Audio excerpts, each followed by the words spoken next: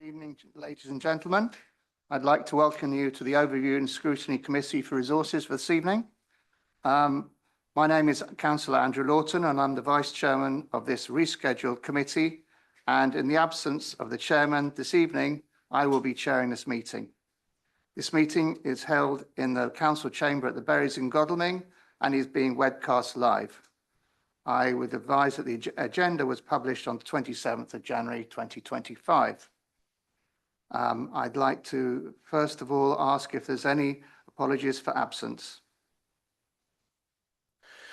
Thank you, Chair. Just apologies tonight from the usual Chairman, Councillor Peter Martin, and no substitute has come forward. Thank you.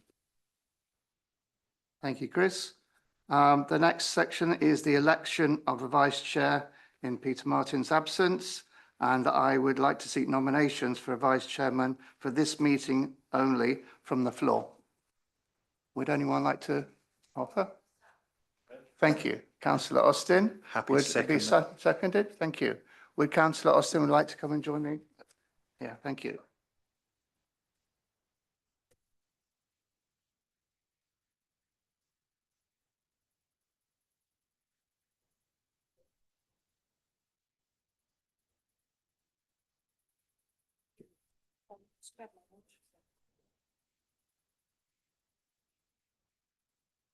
Yes, water here.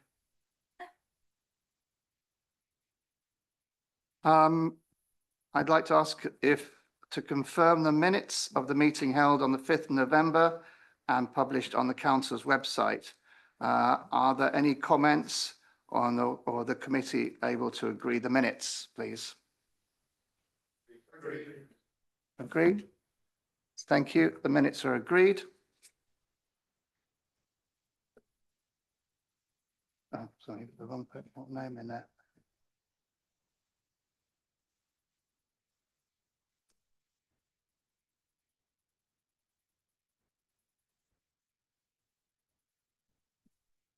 Any declarations of interest, Chris? None that have been reported to me in advance of the meeting, Chair. It's just a case of whether any member has any that they wish to declare now. Anyone would like to make any declaration of interest? If not, we'll move on to the next section. Any questions from members of the public? Just confirm, Chair, no questions were received from members of the public before the deadline had passed. And any questions from members? Same again, Chair. Nothing received in advance from members of this council. I do understand and I believe that you're aware that Councillor Hyman will be asking some questions on each individual agenda point. Thank you very much. When we get to those sections, we'll ask Councillor Hyman if he'd like to comment at the appropriate stage. I'd like to now move on to the section 7, General Fund Budget 25-26, Capital Programme 25-26, and Medium Term Financial Plan 25-26 to 28-29. Can I ask Richard Bates and Candice to please make their report? Thank you. Yes, thank you, Chair. So the first of these reports today deals with the General Fund. So in terms of our revenue budget for 25-26, the Capital Programme, and also the Medium Term Financial Plan. You'll see from the report that the actual settlement from the government this year was pretty poor, I think, for district councils in general. And I think probably in the context of obviously the new government coming in basically and making some changes to the way that funding is distributed around the country. So what we've basically seen is that I think almost all district councils, I think 135 of them out of 165, have had no increase in their spending power year on year. So we're facing a situation for this district council and many others whereby we're having to absorb any cost increases in terms of pay increases, inflationary increases, and only demand pressures ourselves, basically, from our own resources in terms of actually changes to fees and charges or savings we can generate ourselves. On top of that, the national insurance changes, we've actually only received £163,000 worth of grant towards what is a cost of about £500,000. My expectation is that that will also disappear probably in year 2. So I can imagine that we'll be bearing the whole cost of that going forwards in future years. So a very difficult position in which to actually find ourselves, but I'm very pleased that we actually have a set of papers in front of you that set out all of the details around the proposals for how we've dealt with any growth bids or investor save bids, things that have come out basically in terms of the service challenge sessions, how we're going to deal with things in terms of our proposed fees and charges, our car parking charges, and our capital programme.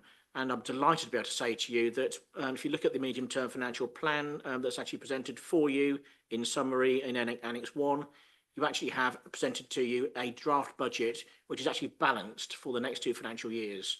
So that is a position I would have to say is pretty unique amongst councils from the budget papers I've seen so far to date.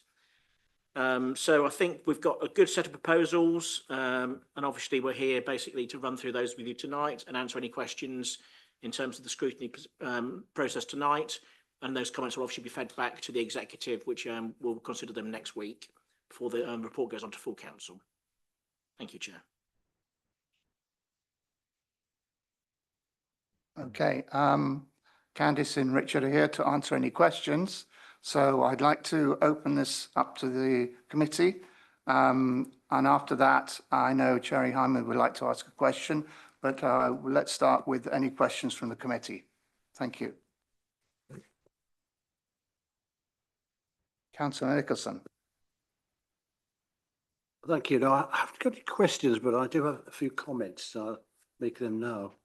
I do support this budget, and I think I also include the empty dwelling scenarios and fees and charges. So I think it's a good budget in all. It's clear it's a difficult job. We have shortfalls in planning income, we have shortfalls in building control, and temporary shortfalls in the Waverley Trading Services, and that has to be looked at. There are positive things, and we had an early start in autumn, which I think was a very good idea, and that analysed and informed, and everyone liked that. That was appreciated.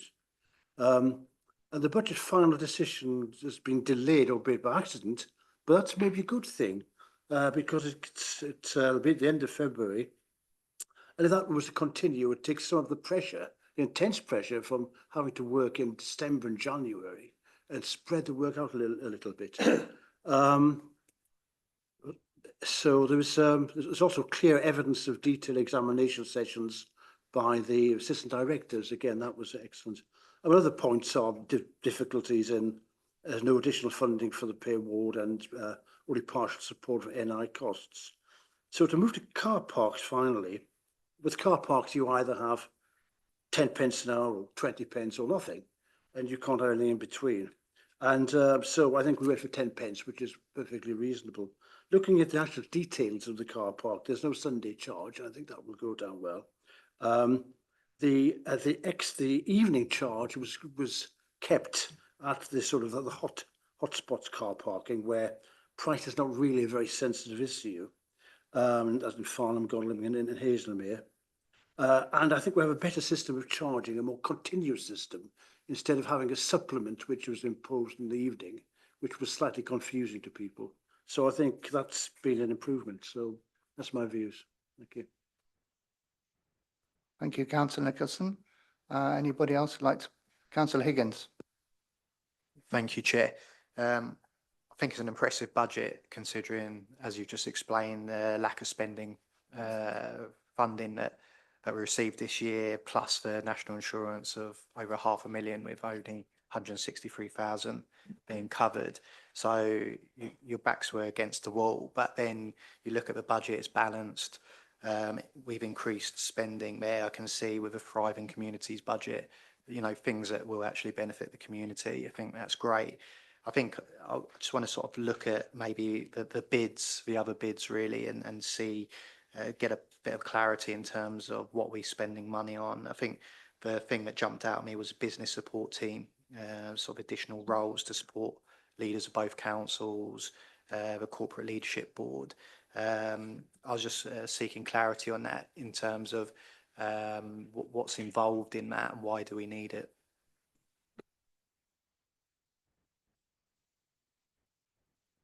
Yes, so if you remember earlier in the year, there were some additional assistant director posts added into the budget, particularly around legal services and democratic services, following some issues around sort of the governance reviews, particularly in Guildford, but then trying to actually strengthen the governance across both councils. So at this moment in time, those posts have now been recruited to, but they do not have any executive support. There's also some temporary posts being created to deal with the lead up to unitary around transformation and the need to get an assistant director in basically around the HR side of things. Again, really, really important in the lead up to unitary to make sure our workforce issues are well covered. And again, those people will need some executive support. So there is that basically is part of that budget bid. There is also the fact that these are joint posts and they get an uplift in their salaries to reflect the fact it's a joint working post. Thank you. And just a clarification on a couple of figures really in the papers. So first is 69 High Street showing £70,000 per annum we're anticipating in rent. Just want to clarify whether that should be 75 or 70,000. And the final one is on page 105 in terms of car parking charges involving Cranley. Obviously there's an increase there, but Snoxall car parking is showing a decrease, I think £1.10 down to £1, and just clarify if that is accurate. Yes, so you're correct on 69 High Street. That is an error. It should be 75,000, not 70,000 in the papers. And it is correct that Snoxall was reducing down from £1.10 to £1. So that's correct.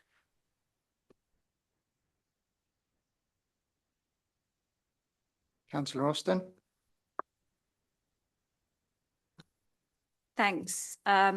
Generally, I just want to say thank you. I think this is a much better worded report than the one I saw a year ago, and it's much more objective. So thank you for that.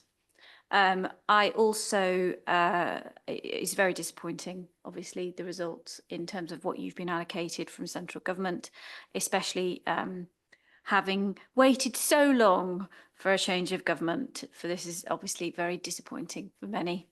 I have some serious concerns, however, having said that, which I'll happily go through in detail when we talk about this in full council. But firstly, on parking, I see that we're sort of front loading the parking. So we're charging more people for an hour and then we're kind of evening it out by 3 or 4 hours to say. And I understand you're saying the incentive is to try to get people to stay longer. I would just argue that if you're in Cranley, you're not likely to stay longer than an hour. And so effectively what we're just doing is ramping up parking for people by 10 or 20%.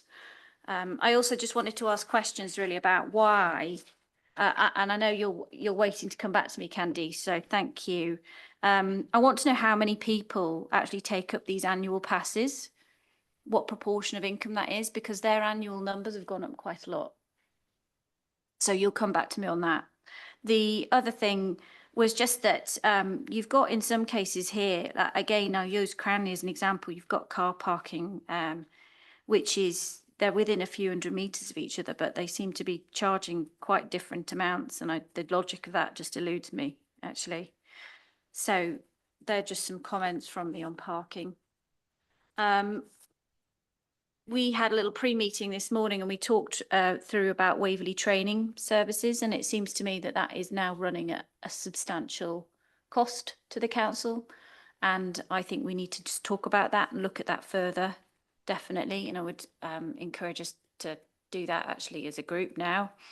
And finally, for now, just to talk about this substantial increase in roles, Candice, I know we have flipped over, you sent me the schedule, thank you, from to a joint management team structure, but it does seem to me that the number of roles is just exponentially seems to be increasing, and we've gone from an existing 6 posts to be replaced with, I think it's saying 15 new posts. Now, I understand that one of the key points of this collaboration is saving money, but we do seem to be proliferating with staff increases at the moment. There may be justifications for some of them, but you know, half of the point of this collaboration was to reduce costs of staff and workforce, or that's what I was told. Next question is, all of these are proposed bids. This, I think, is 2 million quid's worth of them. Are they set in stone, all of them? You know, if we have queries about some of them, is that, some of them seem to be more essential than others. I think that's it for now. Thank you. Councillor Austin, would you like to answer any of those points? I think so that, like I said, we'll come back to you on the season tickets and car parks. And then in terms of the bids query, you can absolutely recommend to executive to look at any that you think shouldn't be included in that budget. And that would be a recommendation to executive to look at the budget reports. Councillor Murray. Thank you, Chair.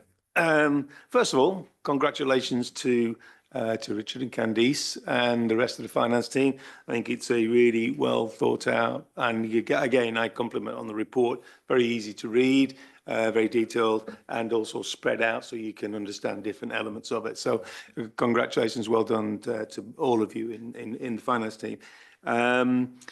Can I talk about this element on page 35, the second and long-term homes bit? Does that come into this, what we're into this element of our discussion? Okay, thank you very much. So I'm fully supportive of this. I think this is a good thing. I know it might not be popular amongst everybody. Sorry, can you all see it's on page 35? But the question is when would it start? And I think it says the earliest such levy can start is the 1st of April 26, which is what it says very clearly here.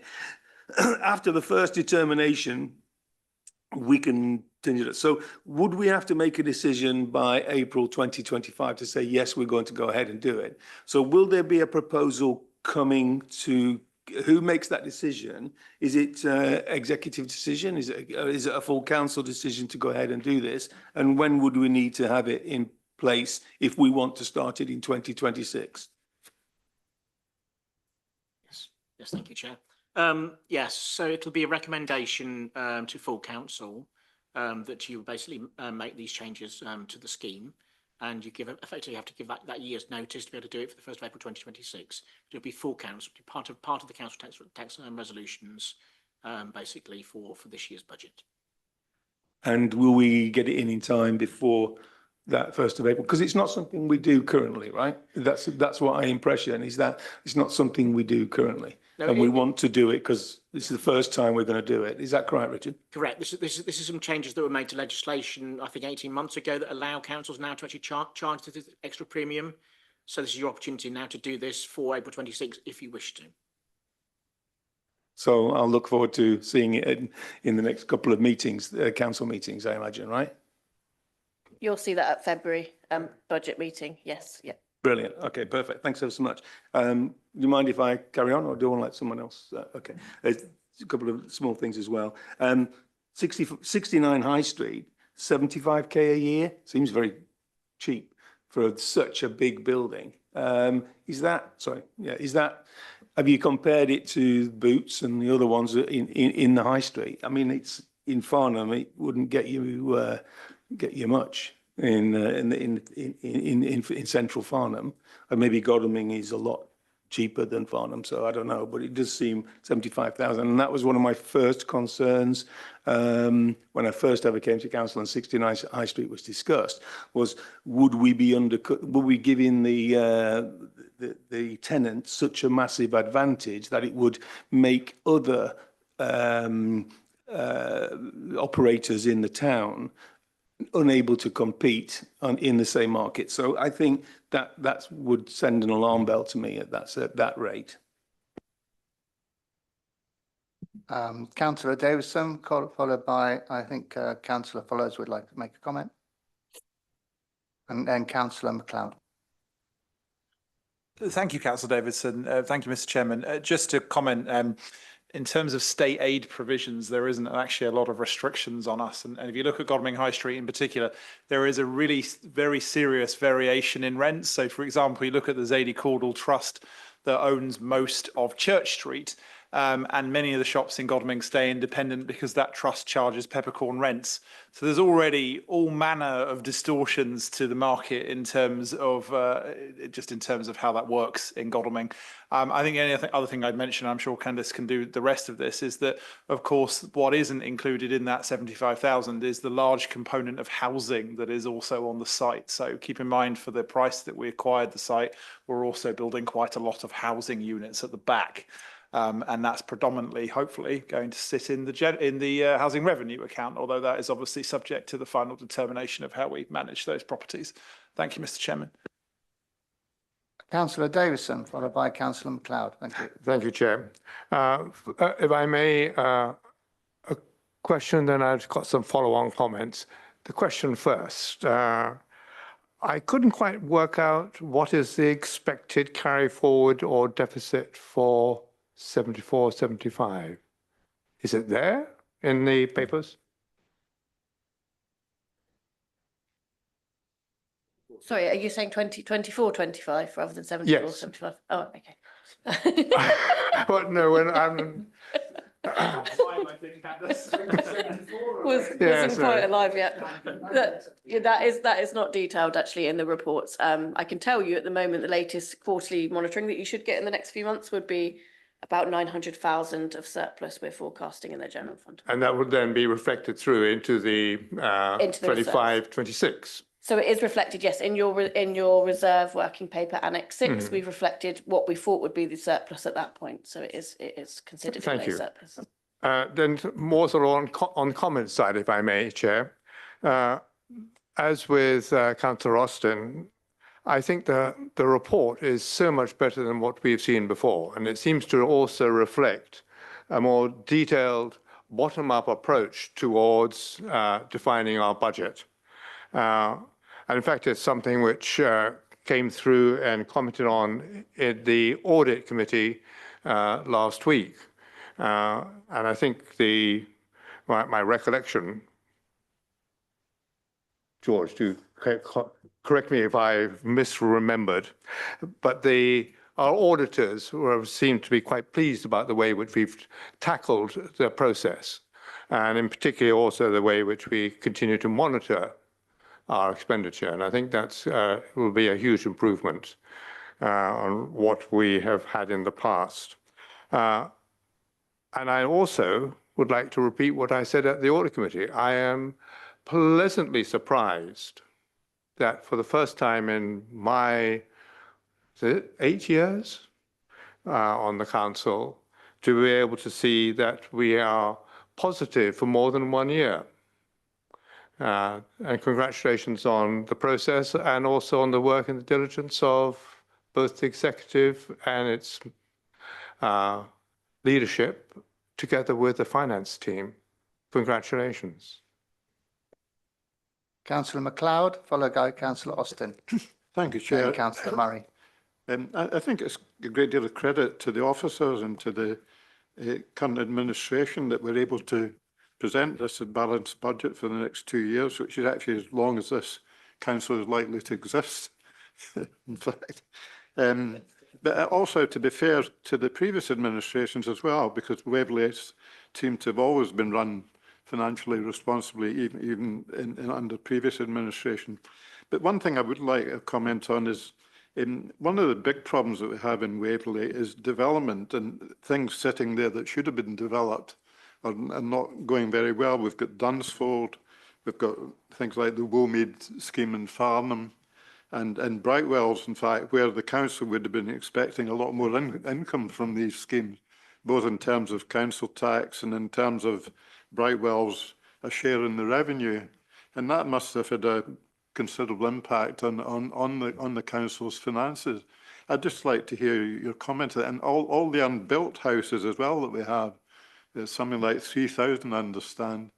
That must have a very big impact on our financial position. I'd just like to see would we be so much better off if we didn't have these problems to deal with? Thank you, Chair. Well, certainly in terms of housing growth, yes, we are averaging just over 1% in terms of our tax base growth each year, which actually is fairly average compared nationally. But there are areas of the country that are doing far, far better than that. And obviously, with the new targets and things that are now out in terms of the MPPF targets, then the expectations will be that that will pick up. Obviously, we only get a small share of extra council tax. We only get 8%, 9% now, 9% of that share basically in terms of the council tax that's raised. But every little bit would help us. So yes, those delays are unhelpful.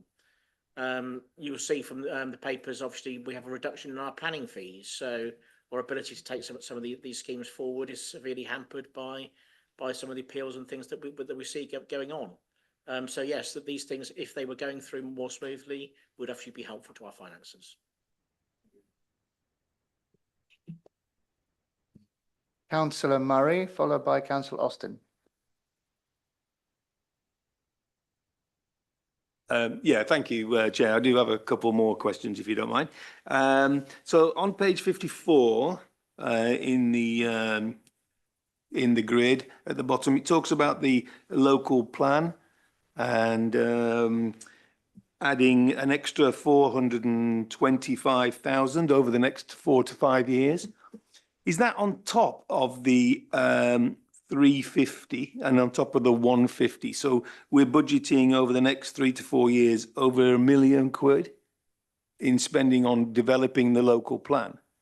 And we're developing, I know we have to by law, but we're developing the local plan and spending that money on something which will more than likely, and it's not decided yet, but be another administration and organisation which will probably continue with that local plan. It does seem a lot of money to do on that. So that's one question. And a couple of comments I had as well was I thank you for and appreciate the extra 15,000 for the Museum of Farnham running costs, which is excellent news for them. I know the Maltings have also had an increase as well. Also, Farnham Town Council has also increased their SLA by 10,000. So we're trying to support the Museum of Farnham to the running of it. So this is not the building, which has obviously been a big thing, but now we want to when it opens and the public can use it, that it's got, you know, a new start for it. So we're doing everything to encourage that. And that also, I'd like to congratulate the council on an extra 10% to the Thriving Communities Fund, which I think is an excellent thing in a time of trying to do a balanced budget. So well done for that.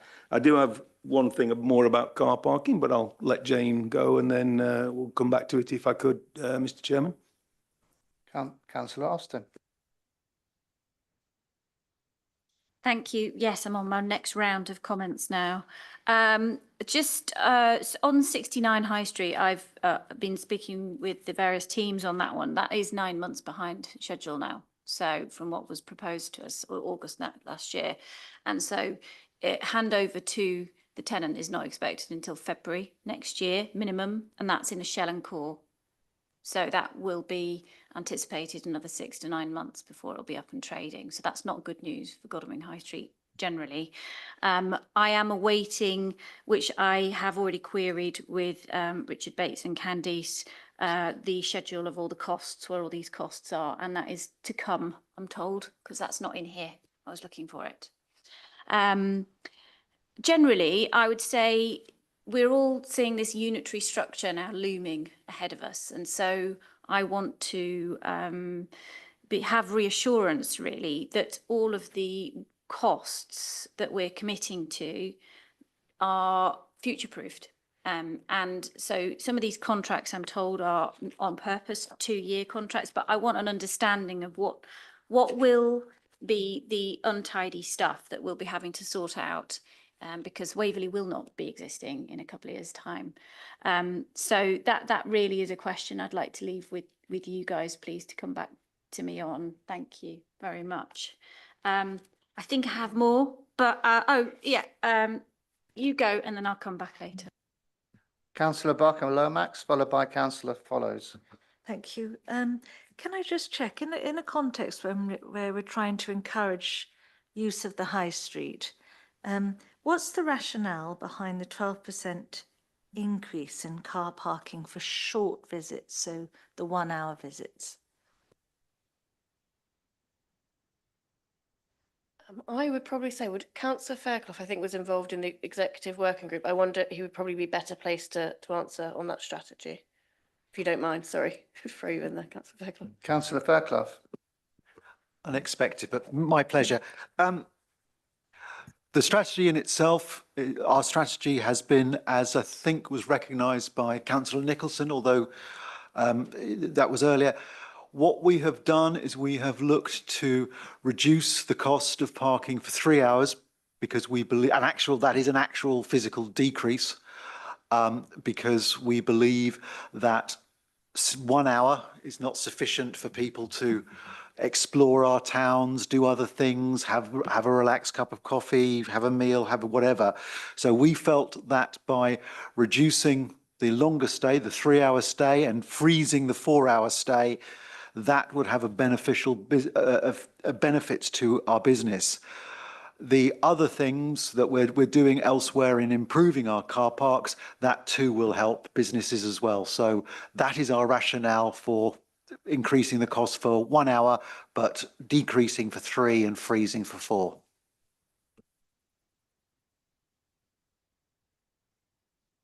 Councillor Barkham-Lomax, would you like to respond? Thank you. Can I check, were those assumptions tested? Did we carry out surveys to see that that's how people are using the high street, or have we looked at the distribution of how people visit the high street? Is it for 1 hour to pick up their prescriptions, or is it for 3 hours to go and have coffee? No, we haven't. It is anecdotal. It's based on, to a degree, how we use the car parks as well, as people do. As you've just said, if people going in for 1 hour to pick up prescriptions, do a bit of shopping, do like a slight grocery shop, whereas if people stay longer, then they are more likely to do other things and spend more money. Any further questions, Councillor Barkham-Lomax? Well, just given, the state of business in the high street, which is, they're hanging on by their fingernails. And if we're then to sort of peel off the fingers and say, all right, well, we think that they're going to stay for 3 hours, when in fact, I know personally, and I know it's apocryphal, but a straw poll of 1, that I go in and I'm in and out in 20 minutes and I resent having to pay for an hour, because I'm thinking that's 40 minutes I've had to pay for. And why don't they, like in Sweden, if you stay for 16 minutes, you pay for 16 minutes and then you're gone. And then they say, okay, that's, however many krona. But, that's glib. I know that's glib. So in the context where our high streets are struggling, surely we should rationalize this. We should do the surveys. Doesn't have to be a big deal, but do some surveys, see how people are using the high street, so that we don't, stick a final nail in the coffin of the high street. Thank you for your comments. Can I move? You want to answer that? I was just going to say, the next one is Councillor Follows, followed by Councillor Austin, Murray, Weldon and Merriweather. Thank you, Mr. Chairman. Just to comment on a couple of the issues with the local plan. I mean, obviously there is certain compulsion by law to do certain things, but I just want to explain the rationale that the exec have taken here. I think it's a reasonable calculation that the new unitary will exist in, assuming everything goes as been discussed and there's a huge open element to that, will exist in sort of 2 years or so. Yeah, not unreasonable looking at the timetables. Even if on day 1 they commissioned a new local plan for the territory that unitary covers, and we don't know what that might be yet, it would take some time for them to do that work, to get it through the inspectorate and all the rest. All the while, we would have quite an outdated local plan for this area. If we have a valid local plan for Waverley, at the point Waverley becomes part of whatever unitary exists, the most up-to-date relevant piece of material evidence with weight for development within the former territory of Waverley will be our last local plan. So we calculate that it makes sense for us to pursue that local plan to ensure that we have the maximum coverage for the area that is now currently called Waverley for as long as possible, predicting that the unitary won't be able to do it probably within the first 3 years of its existence. It will, of course, have many other things it's trying to do at the same time. So we think this is the best way for us to maintain our legal compliance at this level while we're still Waverley, and to have that coverage for as long as possible within the new unitary sphere before a new local plan for that unitary exists.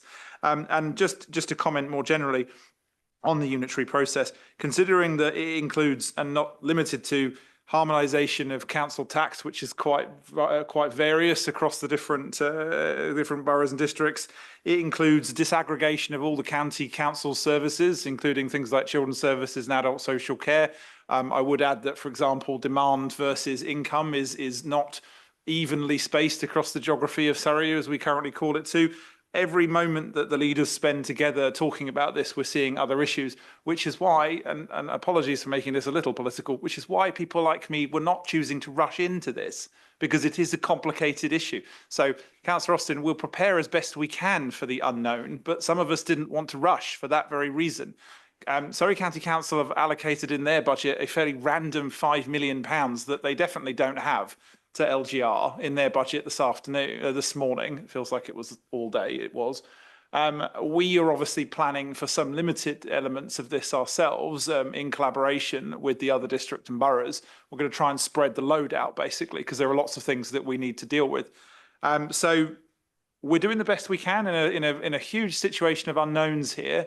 And making some judgment calls as we go. They are going to be judgment calls, but they're based on the best evidence and information that we have at the time, and that's at the moment the best reassurance I can give everybody. Councillor Austin. Thank you. Right, two things now, round three. Could we talk about, I would like to understand, we've got this posting for Joint Assistant Director of Transformation, of which we're paying 50% share. And the expectation is that Joint Assistant Director of Transformation will deliver £150,000 of cost saving. Where has that come from? How are they going to do it? What's the sort of logic behind it? And I'll come back in a minute if that's okay. Yes, so the Director of Transformation is a 2-year secondment from MHCLG, somebody who's very experienced in actually driving out those sort of savings from other parts of the public sector. And the expectation is that they will be looking at the opportunities that exist for joint working between Guildford and Waverley, and working out which ones of those in a context of unitary are still the things we should be pushing forward now. For example, the grounds maintenance contract, which is I think is high up on the list now, basically, where that will transfer and be provided by Guildford in the future, a cost saving to both councils, and then basically look at other opportunities across the piece, basically to work out where those opportunities are. So they could be anything in terms of the services that we have basically that are provided individually at the moment. But then we're looking at those to say, well, are these things we want to push forward now, or are these things that should be held in terms of actually being done later date in the lead up to the unitary?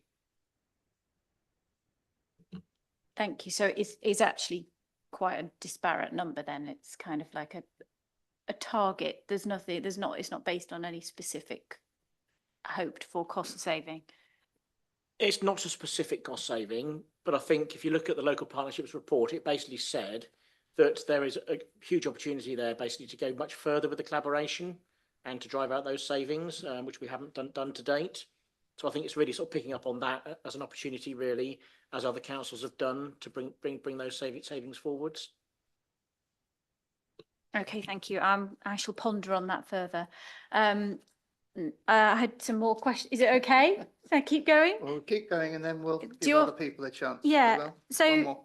I've got two more. I'll go do right. one now. So leisure centres, I see that we are, which is good news, getting £600,000 cost saving or reduction in. How would you say? We're getting an increase in income of £600,000 this year, so that's good news. I just have flagged with you earlier tonight, Cranley Leisure Centre has a broken roof right now, and half of it, the swimming pool, is not able to be used. and won't be for 7 or 8 weeks. I just want to know, one, are we going to be taking account of that cost in the budget? There's lots of other secondary costs which may be impacting on that as well. Obviously, we've still got a few years to go before we have a leisure centre, a new leisure centre there, and I want to make sure that there's enough reserves in the budget because there will be other things that will go wrong, I'm sure. With that, it's beyond its life now. Thank you, Sorry, councillor do you want Austin. me to pick Oh, up sorry, the yes, answer to please that? respond. Yeah. So in terms of the requirements, existing roofing, etc., that's going to need to come through in year. So we would expect a report to come through officers, and we need to find some funding quicker than the 25-26 budget. What you have in the capital programme in Annex 5 includes the client rolling programme, I think it's called. That includes the required repairs to Cranley Leisure Centre to keep it going for the next 2 years, and that is scheduled out in a 10-year asset plan for Cranley Leisure Centre. And we also then have existing reserves in terms of covering any shocks that could come up at any of our assets.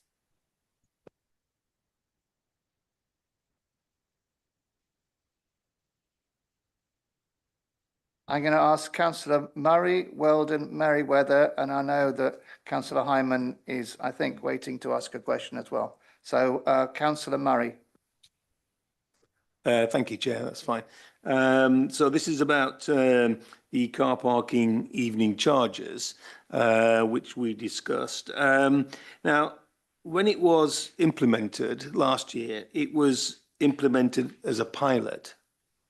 Not a trial, but a pilot. And a pilot is supposed to collect data to see whether this has achieved whatever goals that we set it. And there was questions at the time was, would the introduction of evening charges across the borough in certain car parks, would the cost of policing it outweigh the cost of the amount of money it would bring in, and whether it would deter people attending the evening economy?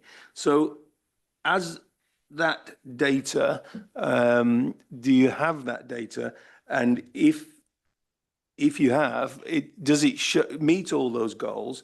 And it gives you the confidence that evening charges have worked and will continue to work, and are they good? Because without that data, it's no longer a pilot. It's now become a fait accompli. So is that the case, or are we extending the pilot? Because businesses in Farnham are asking that question, and I need to give them an answer if that's the case. I think this one is probably for councillor Fairclough. Would you like to give a comment? Yeah, happy to. Thank you, Chair. Councillor Murray is quite correct.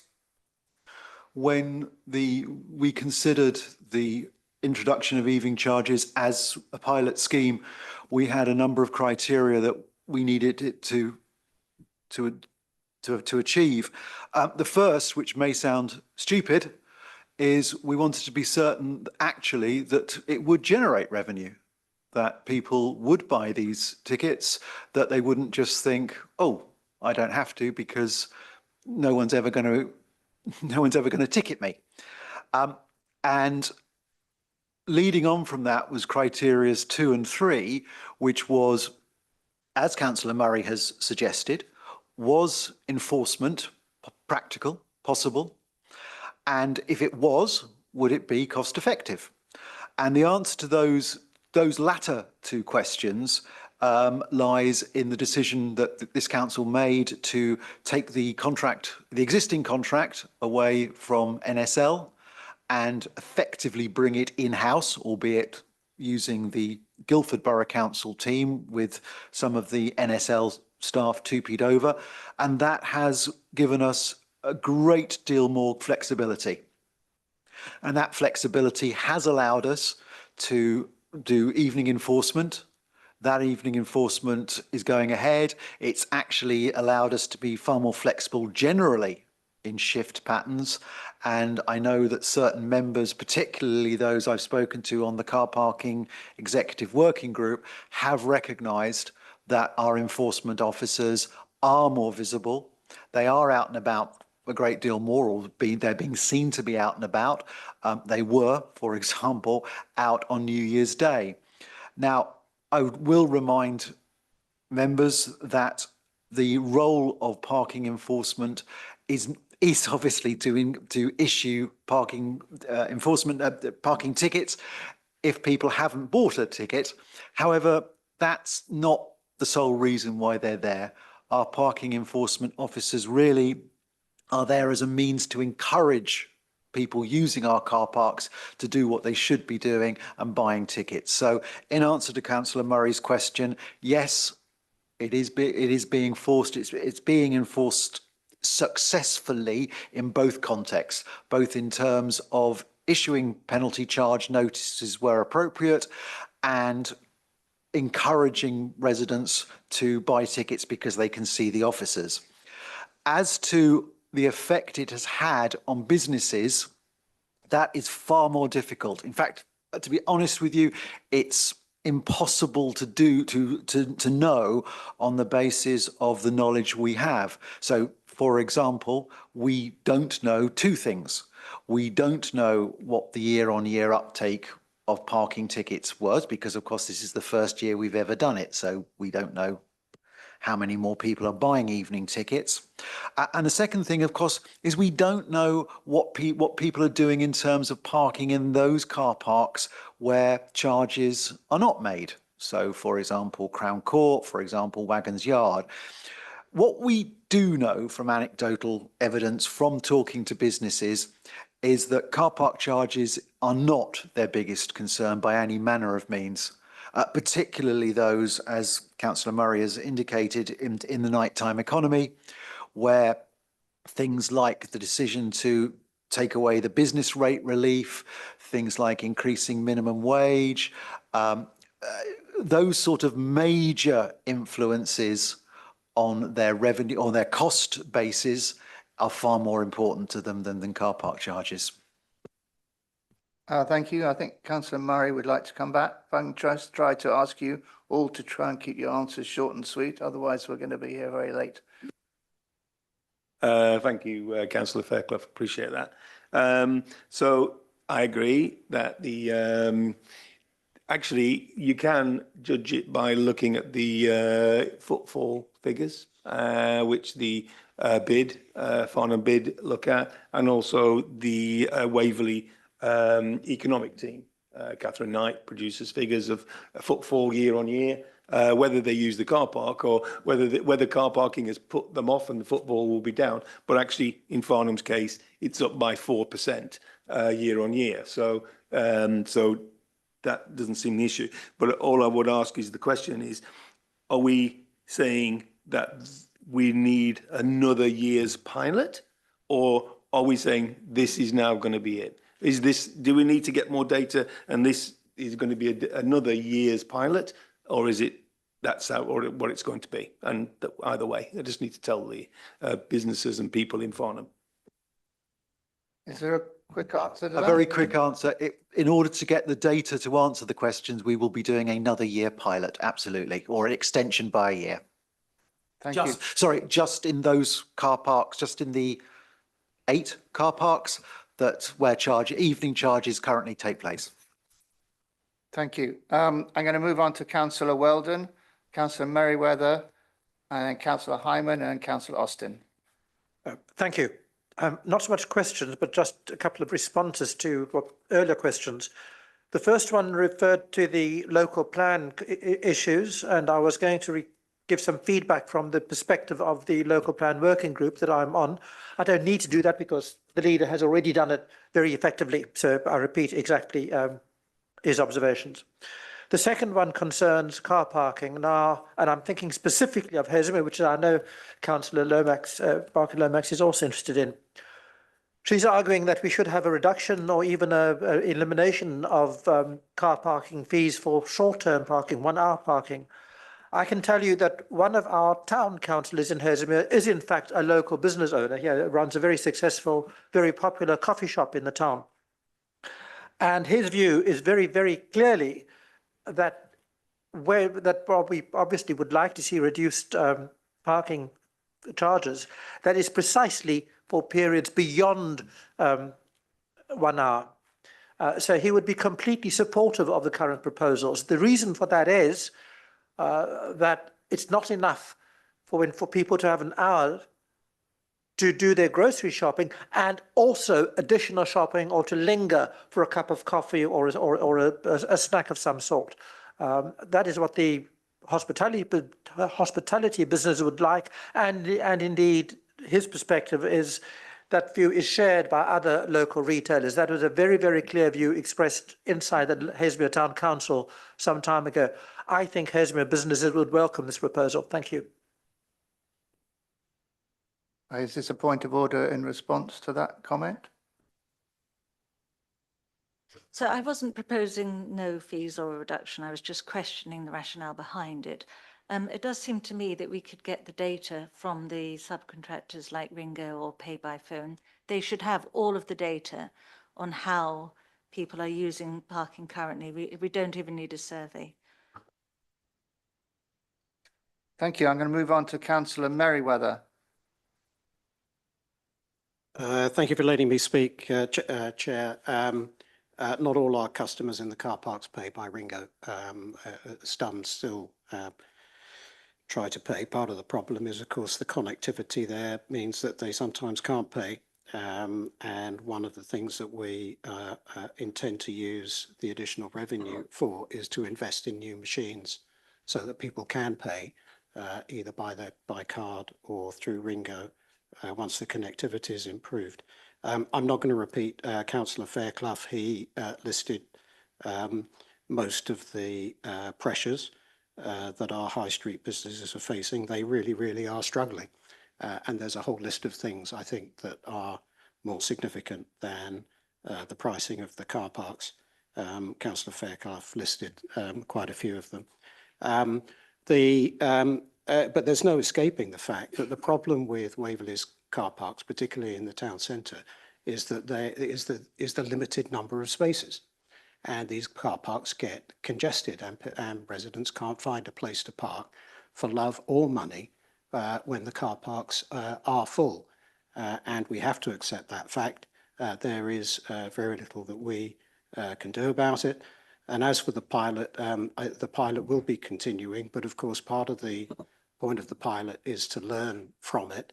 And the lesson learned last year was the way that the rates were charged, the flat charge after 6 p.m. Was not appropriate, and that's why the charging structure is going to be changed. If you just bear with me for a second on 69 High Street, of course we are only talking about the front part of the entire site, the part that is being going to be used for commercial development, even though the fundamental point of the thing is for housing at the rear. Councillor Austin's right. It's only 9 months late, despite all of the economic headwinds that we faced, particularly due to inflation and the supply chain, where we have struggled to find contractors willing and able to do the work that we need. That's why 75,000 is in the budget from April 26 after the scheduled takeover. You will not find costs in this budget because the costs so far are within the budget that's already been approved and remain within the envelope of when we set out the project originally. The rent is in line with what we were expecting and what we were advised to expect from our independent, expert, qualified professional advisors.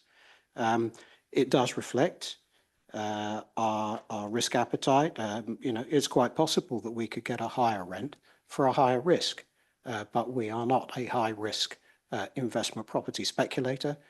We are a low risk council that's looking for a blue ribbon tenant for the high street to enable the development of the housing at the back.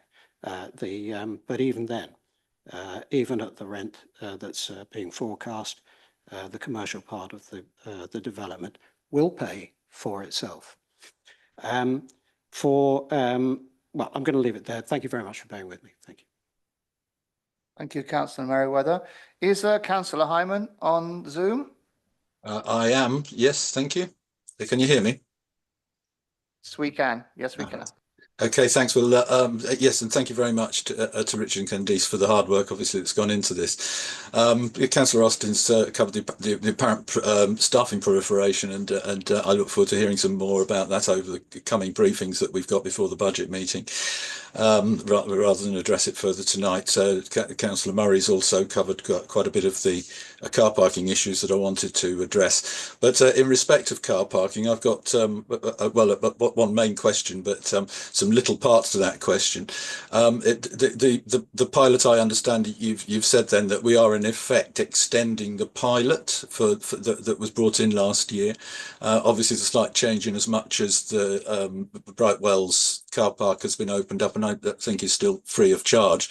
And I wondered how long that was going to be continue for and how that affects things. But I'm a little bit worried that we don't know how these things are affecting us, as Councillor Barker-Lomax has pointed out. I support what she's saying. We need data, and we need information to back the decisions we're making, because we make big decisions in budgets, and when we don't have the information to back us up, that's why the issues that Councillor MacLeod raised with not getting income from schemes and things that have been done in the past.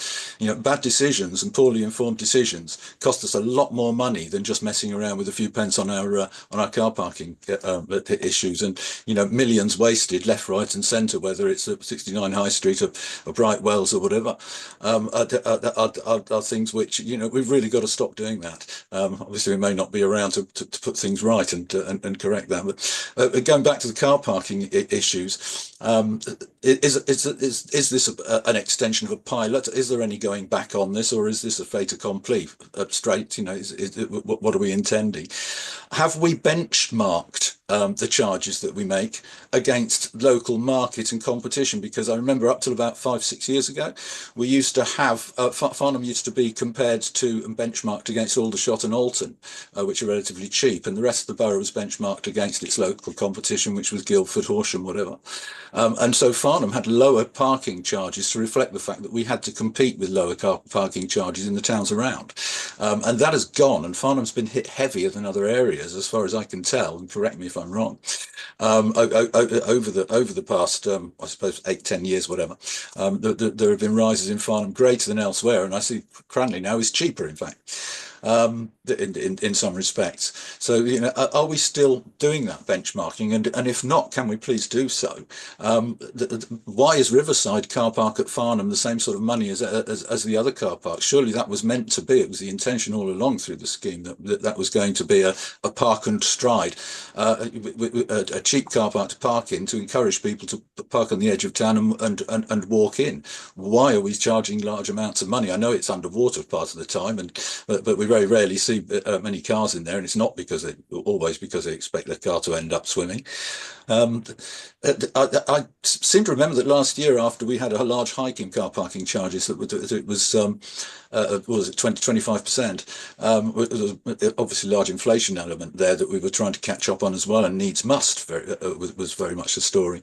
But we very rarely have two large hikes in car parking charges 2 years on the trot. It was always something that administrations did mid-term, and so they'd catch up with their 2 or 3% inflation over the years with the 10% that covered the whole of the 4 years. And so we weren't following on with large hikes every year. And I'm very worried about the cumulative effect that there might be, which I think will affect what Councillor Murray was talking about. Do we really have the justification here for these hikes? Because I don't see, other than we need money, with some prices going down and others going up. I'm not entirely sure whether across the board this is something where we can really justify it. And the question, I guess, is we were meant to have a car parking review. I'm sure that last year we decided there was going to be a 6 month, 6 months after, there was going to be a car parking review and a car parking strategy. And it may have passed me by, I might have slept through it or something. Has that occurred? Have we done it? And if we haven't done it, if we're not benchmarking, if we're not looking at Riverside charging and the evening charges with any information, why are we bringing this forward as though we know what we're doing? so what is a car parking review? Are we justified in what we're doing here? Because, you know, especially with what Farnham's facing, I am worried that just continually chopping the prices up year after year is going to have a cumulative effect on our businesses. So if I could have some coverage of those questions, benchmarking for Farnham, Riverside 3, and have we had a car parking review? And is what we've got in front of us for the 8 in the morning to 10 o'clock at night in those car parks, is that exactly the same as last year, apart from obviously that we're now using Brightwells? Thanks. Thank you very much, Councillor Hyman. Councillor Austin, and did Councillor Barker-Lomax, do you have any further questions? After Councillor Austin, I don't know if you had any more or you're done. I did want to say, Well, after Councillor Austin, thank you. I might cover the same point as you. I would suggest that 2 years is not a trial. 2 years is 6 weeks is a trial. 6 months is a trial. 2 years is where it's taking the Michael, I would say. Now, I also would just push back hard on this suggestion that shoppers, you know, you can't control how shoppers are going to shop. You have to react to the way that they behave. Now, speaking for my kind, the mother and who has to dash around everywhere, of which there are many of us, I can tell you, I'm in and out in under an hour, pretty much everywhere I go. So what you're doing is you're charging me 10 to 15% extra for my shopping. We could talk all night on parking, but I would also say the charges here are more than 10% increases for people with annual passes. So you are charging people who work, who buy the annual passes, who work, the people who work in the shops. They are not the people that we should be targeting as well. That would be my feedback. Just the elephant in the room here is Waverley Training Services. We need to talk about this because that is running at a loss of, I think, £390,000 a year we're subsidising that at the moment. That is a huge amount of money. Clearly, the demand for it is being taken up elsewhere. It may be a shift in the whole market, we don't know. But the point is that we need to have a frank conversation about whether we should continue with doing that, because that is a huge amount of money. And nobody's even mentioned it yet. So I'll leave that in the room. I'm going to have Councillor Barker-Lomax to have the last comment on this section. We've been talking for 1 hour and 3 minutes, so over to you. yeah, well, could I ask to have sight of the parking strategy? I asked for that like 3 times last year and never got it. And then secondly, I think it would help this committee to see a report so that from either Ringo, and I get it's not 100% of parking, it's emblematic, or pay for by phone or whoever we use, so that we can then decide on whether this does make sense, whether these numbers do actually make sense for how people are actually using the high street today, not how we want them to use them for our peers on this committee, but how they're actually using it today.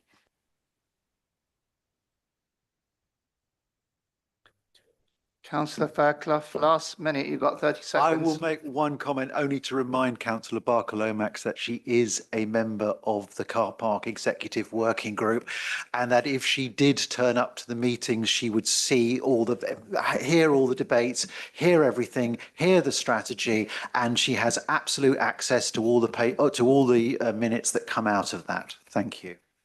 Can I come back to that? The parking committee is always during the working day, and I have a full-time job. Okay, I think we're going to wrap this one up. Then we're now going to move on to the recommendations to the executive. I think on behalf Sorry, of... Chairman, were there any answers? Sorry to interrupt. Were there any answers to the questions that I asked? I mean, we are allowed to ask, and I know we're not necessarily entitled to answers, but was there a review? Has it been published? Can I refer to it? Councillor Barker-Lomax has just referred to it, and so has Councillor Fairclough. Has that been conducted or not, and did it cover the issues I raised? Can I suggest that we take this bit offline? Otherwise, we'll never move on. Councillor Fairclough will respond to you directly. Thank you. I'd like to just, on behalf of the committee, thank again Richard Bateson and Candice, thank you, sorry, for your help and producing a great turnout for this year. And I think it's been very well received. Car parks is obviously a big issue, but can I ask whether the committee are happy to recommend, put this draft recommendation to the executive? Agreed? Thank you. I'd like now to move on to the next section, which is the, what are we on now? Housing revenue account. And Richard Bates and Candice, back to you. I'm going to take housing. So a quick introduction in terms of the recommendations within the HRA report. So as a reminder, and I'm sure I've told you all this 100 times before, but the HRA is a ring-fenced part of the general fund. So all of the funding from rent income has to be spent on those landlord services. So the first and major proposal, really, the one that impacts the tenants the most, is the proposal to increase the rent by 2.7% for 25-26. So as a reminder, the rules in terms of the rent standard are that we can increase the rent by CPI in September, which was 1.7% plus 1%. And that is the proposal that we're going for. What you'll see within the report is whilst that won't have a big in-year impact, what it does do is massively impact over 30 years. So it is very important that we get that level right. And what is spoken about in this report as well is debt. So back in 2012, as part of the self-financing, we had to borrow about 190 million to buy our housing stock. We're still paying that debt down. We're at about 145, 150 million currently. And the original debt repayments just are no longer affordable. We are in 1 year ramping up to 17 million pounds. And when we get income of 34 million pounds, I think you can see why that's a little bit unaffordable. So what we propose to do and what we set out back in December 22 as part of the strategy for the HRA is that we will push that borrowing a little bit further down the road. So there's always a requirement in each year for the next 7 years for some additional borrowing. And what that allows us to do, as you'll see in Annex, I think it's Annex 5, the capital programme, we're increasing that from 9.8 million in the current year up to 11.1 million. And there's some really important work in that capital programme, kitchen and bathroom replacements and heating upgrades, some really important stuff to keep our stock in a really good condition to, decent home standards. So we need that money to be invested in our property now. And in order to do that, we need to delay a bit of borrowing further down the line. The balance that we're looking for in this report is to keep that additional borrowing as low as possible, which is why we're recommending that 2.7%. That avoids tenants needing to unnecessarily service debt in the future. The next major recommendation is to do with the senior living heating charges. So those of you who were part of the committee last year will remember that we did a review, and that review uncovered that we were under recovering on our heating and electricity bills for senior living to a major level, at that point 110%. And the approach we set out was to do a stepped approach in terms of increases. We didn't want to just double the costs for poor tenants who suddenly have a huge bill and it would be unaffordable to them. So we're continuing what we set out in that report, which is a stepped approach to recovery. So we will be suggesting another 20% increase for those tenants in 25-26. That is set out in the report. Service charges, on the other hand, better news. We're managing to keep that uplift down to 1.7%, so below inflation uplift for the service charges. The big 30-year business plan is set out in Annex 1. It's a big document. I appreciate it probably looks very tiny in the annexes that you have there. But what that shows is us keeping at those minimum reserve levels for the next 30 years. In fact, it starts to grow once that debt comes back in. So it's a good business plan in terms of its sustainability, in my opinion, that is. Fees and charges, alongside the general fund, we're suggesting a 2.5% uplift for inflation. We also have the capital programme for new development set out as well in Annex 6, I think. And those are the approved schemes that you would have all seen before you, such as Chiddingfold and Uxbridge Ridge. That's everything for me. Welcome to questions. Thank you. Thank you, Candice. I'd like to open it up for any comments or questions from the committee. Councillor Davison. Thank you, If I Chair. can just ask, in the interest of time, to keep comments under 2 minutes, that would be much appreciated. Oh, Thank you. that might be difficult. We'll come to it a little bit later on in our agenda papers, which is looking at the corporate performance of the housing area. It's poor, in fact, in remedial help. Now, the consequence of that, to my mind, is that there's probably going to need more financial support, resources, either financial or people's, which again has a financial impact, and or reorganizing the contractors which we're using, which again may well require more funding. Has there been reasonable consideration of that impending demand on our resources in the budget for the HRA? Yes, so within the growth bids, you'll see there's growth for resources, particularly in an area of weakness for us, which is compliance.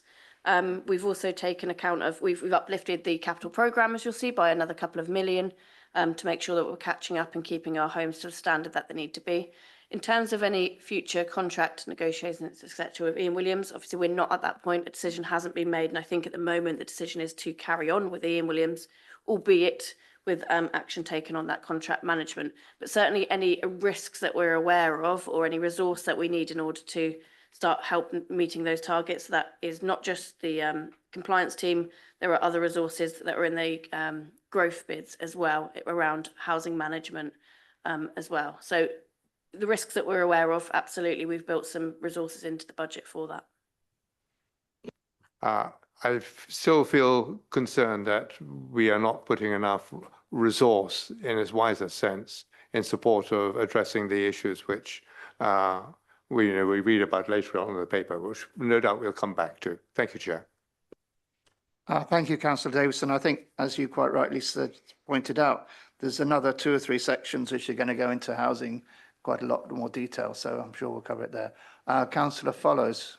So just to flag on the contractor side of it, I mean, obviously that's one of the things I received most comments about. One of the problems that we have is there are just not alternative large-scale contractors that can take on that kind of work. So for us, this is about an ongoing contract management issue with our current contractor, keeping in mind the functional monopoly that large contractors in this domain have in areas such as this, with the sort of scale of housing that we need to deliver. And we have over 5,000 properties. We have a lot of repairs that have to be done. This is obviously something that the Landlord Services Board and the 2 co-portfolio holders for housing keep under regular review, and you're going to be talking about some of this later. We certainly will cover that in more depth, I think. Any other comments about the HRA account? Councillor Higgins, followed by Councillor Murray. Thank you, Chair. It's page 153 where it sets out costs and it's health and safety works, which covers mainly fire safety. There's a reduction in spend of £1 million there. So could you confirm that's because work's been done rather than any cutbacks in that area? Yes, yeah, absolutely right. So in 24-25, we had a bumpy year in terms of playing some catch up with particularly fire doors and some fire panels.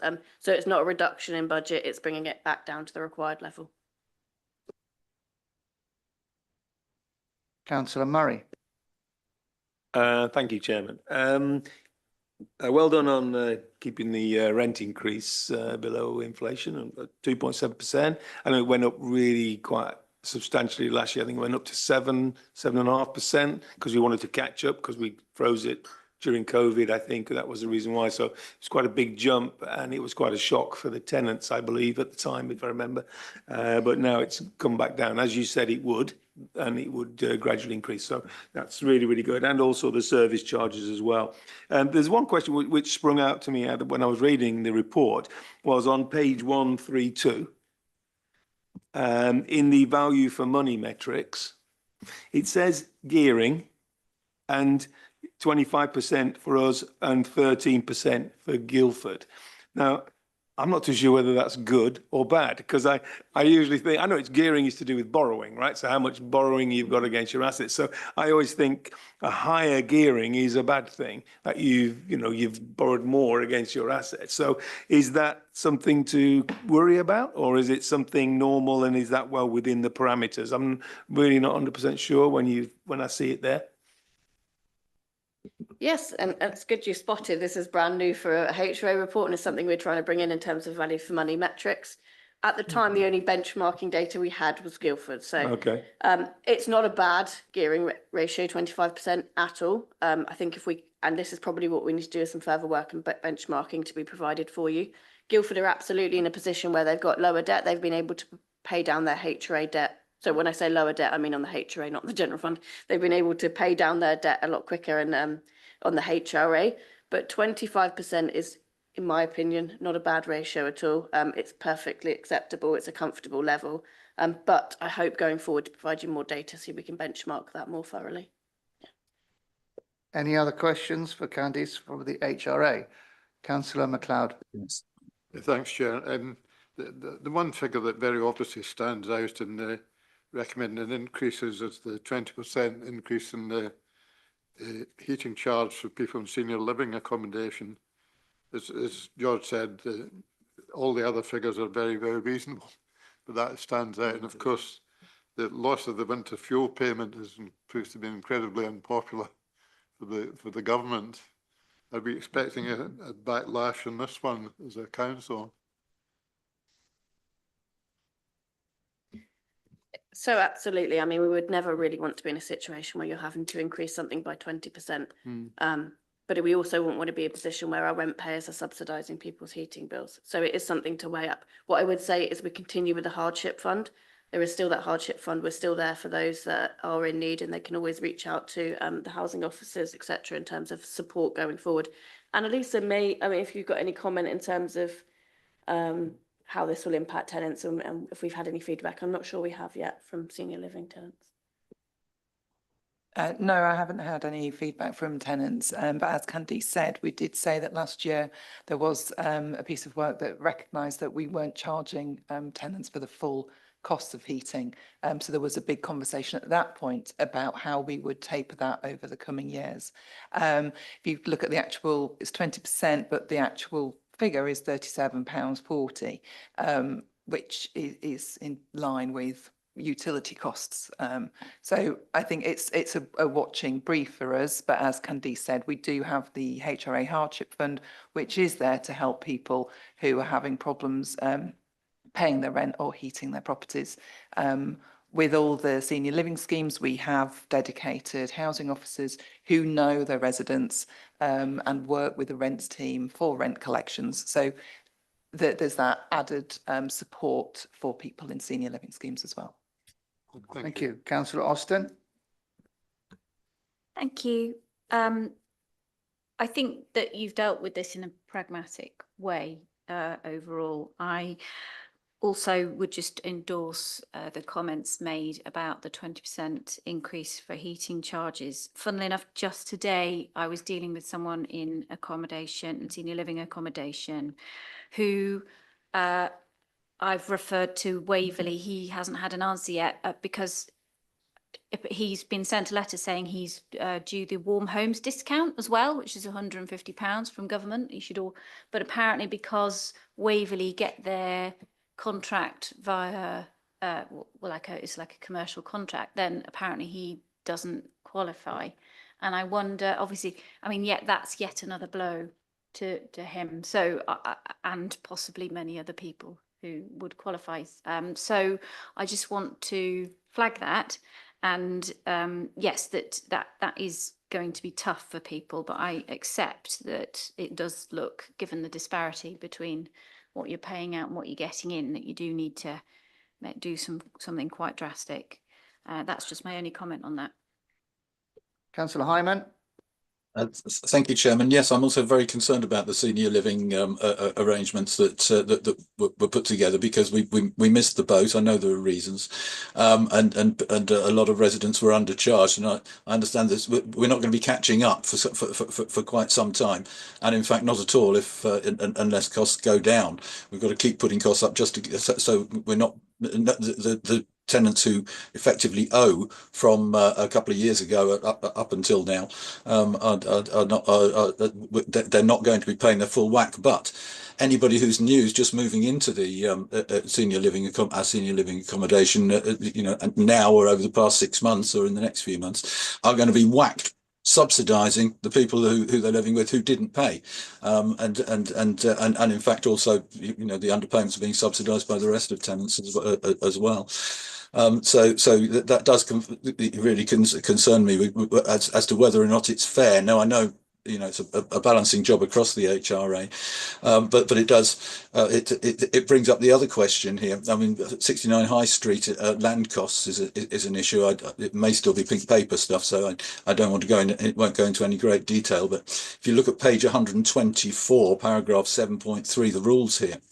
And I quote the council, the committee papers, your committee papers quote from the government, which say that must be, and I quote, fair and transparent apportionment of costs between the HRA and the general fund. Well, fair and transparent. Pink papers hardly transparent there, and I'd love to be us to be fair and transparent about this. But who's the arbiter? Because it looks to us like the housing revenue account's going to take a greater hammering than the general fund in respect of the splits there. So who is the arbiter ultimately of fair and transparent? Because if we as councillors aren't able to ensure it is, in respect to the apportionment of costs between them. Is the apportioning detailed somewhere in these papers or behind these papers somewhere, so that we can check and question it to make sure that what we've got coming to us in the budget at the coming meetings is fair and it's transparent, so that we know the costings are right. Because our council decided, and much to my chagrin, they back in 2011 they were going to take a 6-year repayment holiday, and now we find Guildford's got far less of payments because they didn't. We took a repayment holiday, and now it's come back to bite us on the bum with interest compounded, and that's the price we pay for bad decisions. And I want to make sure, obviously, we're not going to keep stacking more bad decisions on top of those in order to need more and more borrowing.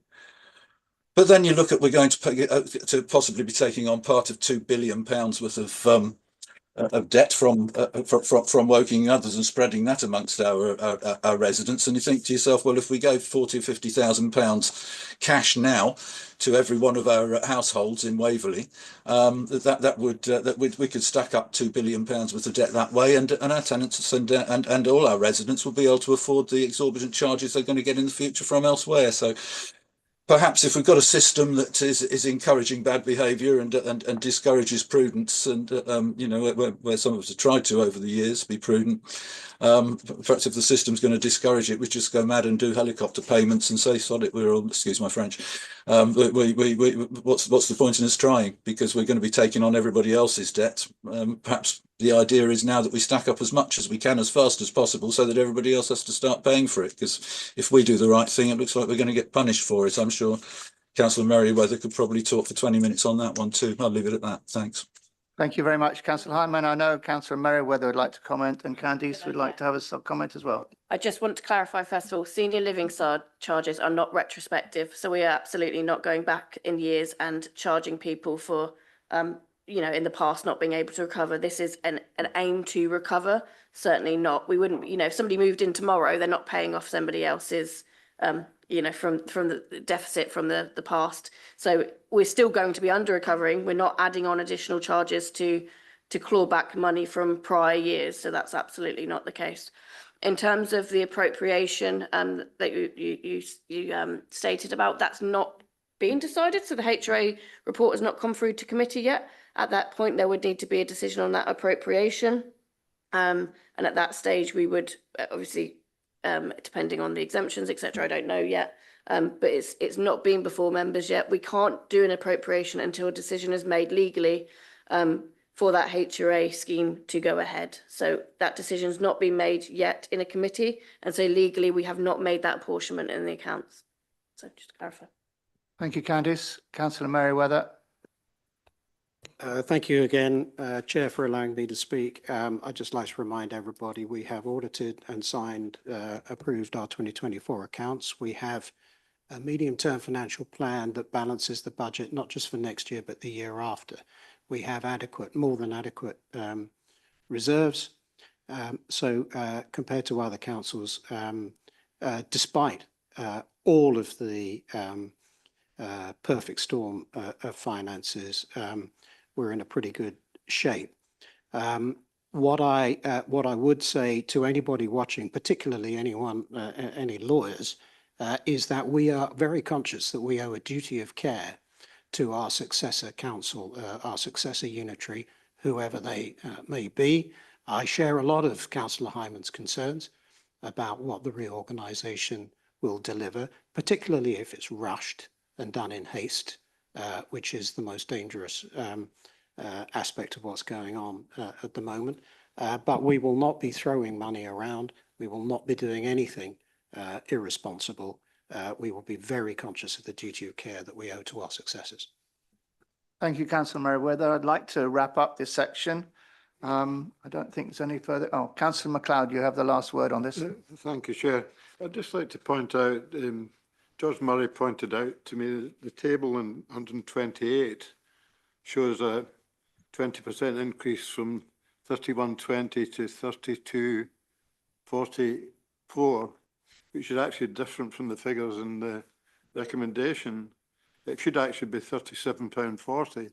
The figure in the recommendation is correct, but also the service charge figure seems to be wrong as well, because in the recommendation it's different from the 2445. It's 2480. So at this point, I don't know if that affects. I haven't done the calculation to see if that affects the totals that are shown further in the table, but there does seem to be errors in that table on page 128. Candice, do you want to respond? I can't quickly check them like that quickly, but absolutely, I will have a look, and if there are errors, I will correct those. Thank you. Okay. Yeah. Okay. Thank you. I'd like to wrap this section up and ask the committee if you're happy to put the recommendation to the executive. Can I get an agreement? Agreed. Thank you very much. Thank you very much for that section. We are now going to go on to corporate performance report. And I'd like to ask Jenny Sturgis and Robin Taylor if to do a presentation. Thank you. Good evening, Chair. Thank you. The report you have before you is for Q2 of 24 to 25. The pages for this committee to review will be from page 192 of the report pack onwards, covering decent and affordable homes and a resilient and well-managed council. I'm happy to take away any queries you may have, or obviously if there's someone here to answer them. Thank you. Okay, so I know there's going to be a few questions. I'd like to start, if you don't mind, and then I'll read something out, and then perhaps I can just open it up. So having, as a member of the Landlord Services Advisory Board, I've obviously seen this document and more recent information which has come out. I noticed the comment which we're referring to now is up to September, so obviously it's been quite a lot since then. I was disappointed to note there's only marginal improvements towards a distant target, and in some cases a worsening of the actual achievements versus the targets.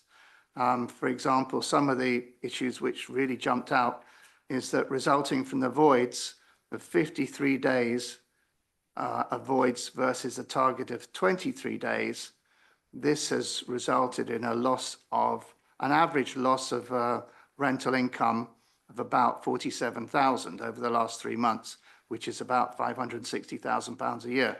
So it's obviously quite significant. The last meeting, which the LSAB, where the head of housing, we talked, and I'm sure this is going to come up, and Councillor Follows has already raised it about the contract with Ian Williams.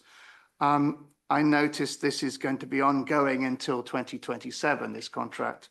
The head of housing reported that after consideration, this is at the last meeting, of the current contractor performance, this was not the time to terminate, but to focus on improving performance. So I have a couple of questions to the executive portfolio holders as in terms of what actions are in place, given the fact it's going to be 2027 is only 2 years away. What next steps are in place to ensure that the new housing contract will be more beneficial to Waverley social housing residents, and what steps are in place now to start that process? And I think, as everybody else is asking, when are we going to start to see some improvements in the KPI performances over on housing? That's a more general comment. So thank you for that comment. I don't know if you'd like to respond to that or.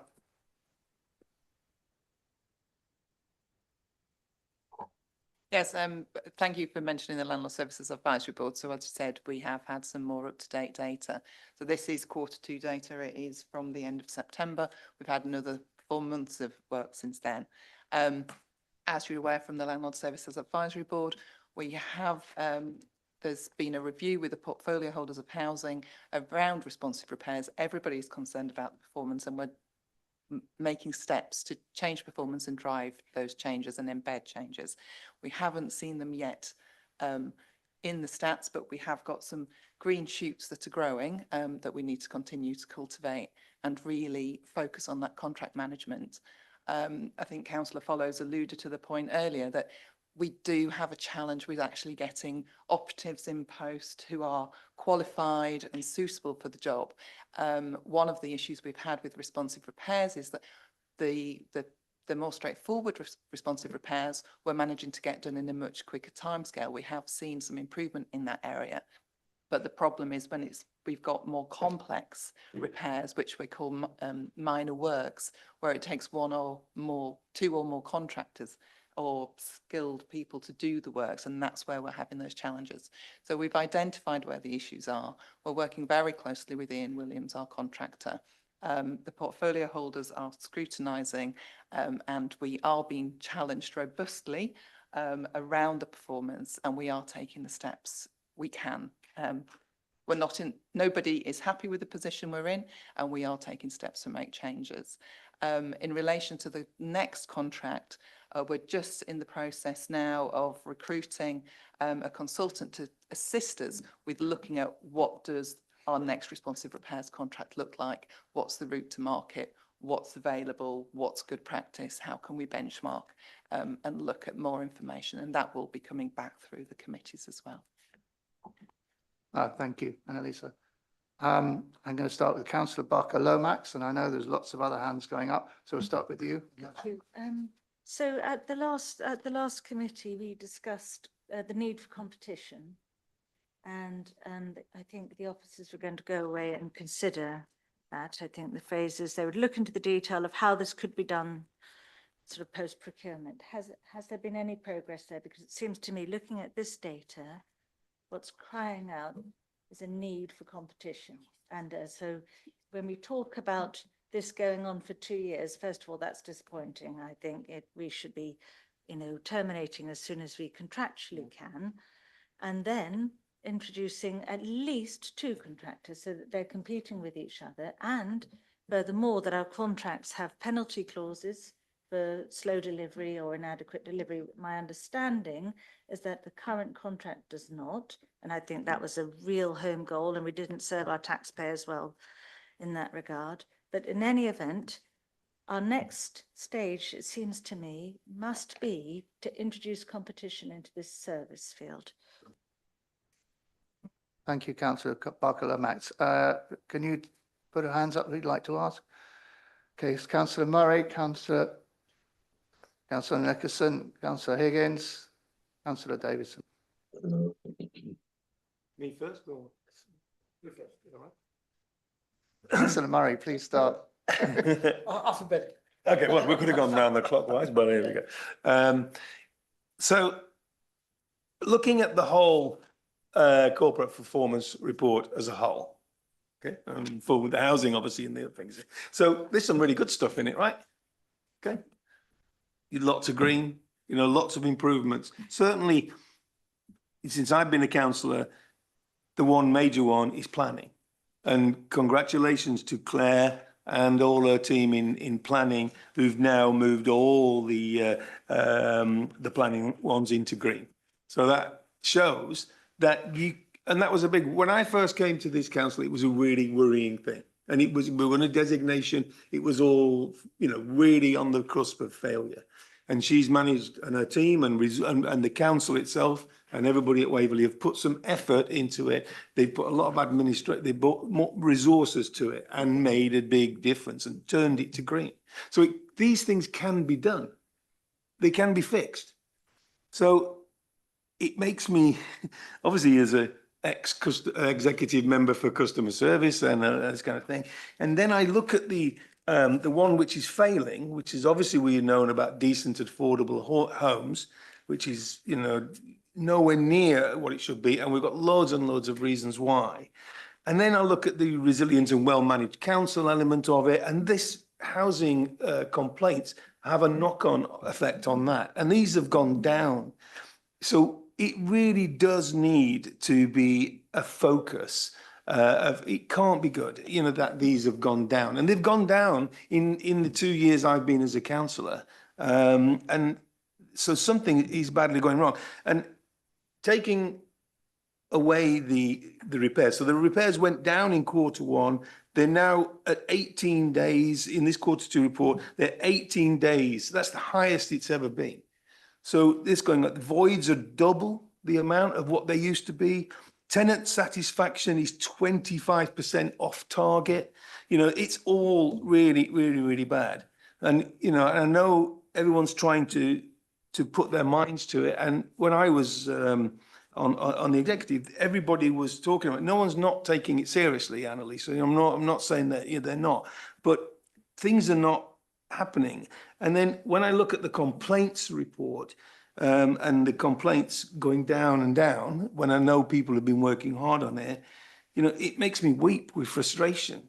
And I'm, because we now have there's no real plan to make it better. What we've got is a report saying we're going to have a meeting about getting better data and how we're going to get more data. Now, to me, as not without my councillor's head on, as a businessman's head on, it just seems like the worst thing. What we'll do, they've got a big problem and it really needs sorting out. So we'll create another committee and create another report to make sure to find out what the problem is. But we know what the problem is. And when you read any complaints reports, it's all about communication. It's written all over that complaint reports all the time, that people are not getting communicated. And that is something you can fix. You don't have to have a contract. You don't have to be contracted. It really is about systems in place where you can communicate what's happening to the person who's complaining. So I don't know how we're going to do it. But like I said, my number one thing would be to make sure that you isolate recognize what is a complaint at the very beginning and deal with that. And it will make your level 1 and 2 scores come down eventually. But you've got to cut it off and you've got to deal with it at the very beginning and treat a complaint as a complaint. Thanks a lot. Councillor Nicholson. Thank you very much. I had intended to bring this under agenda item 11. But don't worry about it. The two things can merge together, so we can talk. I think there is a solution, and I think we looked at this last time, and we put forward an idea for a direct labour organisation. Now, this was going to be a modest one, not a massive organisation. It would cover plumbing, electrical, minor roofing works. You could have part-time people who are early retired. It's in minutes, and of course the executive under well, and under 11, part 2 of 4, agreed another report will come back to look at this direct labour organisation. So this is something you could take very slowly, bit by bit by bit. You would employ people, fully employ them, and then you would get knocked back these problems where things are taking a long time. So you operate a DLO in conjunction with the contractor. And it's going to be looked at, and hopefully that is the answer. Thank you. Thank you, Councillor Nicholson. I did actually take an opportunity to get some feedback from Hugh Wagstaff, who, because I did ask, well, what happens in Guildford? And they have an internal housing repairs team, and they have similar measurements that we have. And to say, Guildford are significantly worse than ours, I'm afraid, with minor repairs being used by internal contractors and more complex repairs by planned and cyclical works. I know, Annalisa, I'm sure you've got lots more to say on that, but the question about whether it's done in-house or outsourced, I don't know if we know the answer. I'm not sure if that in itself is the right answer, but I don't know if you have any comments on that. Yes, so as I mentioned earlier, with planning for the end of the responsive repairs contract, the piece of work we will be doing is looking at what options are available. And that will include in-house and I was going to say in-house and outhouse. That's not the right phrase. But as I said before, a lot of the issues is about having the operatives and the skilled teams in place to do the work. So whether that's our organisation or an external organisation, we're having those problems. And to be honest, I don't have a preference for either. I just want somebody who's performing and meeting the needs of our residents and keeping our properties in good repair. So absolutely take on board everything you've said. We are looking at ways, as I said, we are looking at ways to improve, and we have got that eye on the future. And as you mentioned about that competition, bringing more competition into the process, and we will come back with our options appraisal about what the future of our responsive repairs contract can look like. Thank you, Annalisa. Councillor Higgins. Thank you, Chair. It's deja vu every single time we get these reports. You know, Ian Williams are clearly underperforming, and I'm pretty certain that the officers are feeding this back to Ian Williams, but we don't see any improvements. You know, the officers' hands are tied here because no matter what we're saying, they're just obviously not listening. I think that there's so much here in terms to digest. I think sometimes it's easier maybe to zone in one area, see if they can improve in that area, and the voids are costing us money, as you quite rightly said, Chair. It's costing us in excess of £500,000. I mean, the target's 25 working days. Q2 is 50. It's more than double. I think that in reality, we should be saying to them that needs immediate response. That needs to come down immediately. And, you know, to be honest with you, if they basically cannot do that, because we're losing money, we should be offsetting that in terms of what we're supposed to be paying them. You know, it's costing us money, it's costing us rent, and that's what I'd be looking to do. I know you've got an action plan, and that was very helpful in the last meeting, and we are always 1 quarter behind, so it may be an uptick, but I was just wondering, in terms of your thoughts, whether we could get an immediate impact, actually get them on target if they've prioritised the voids.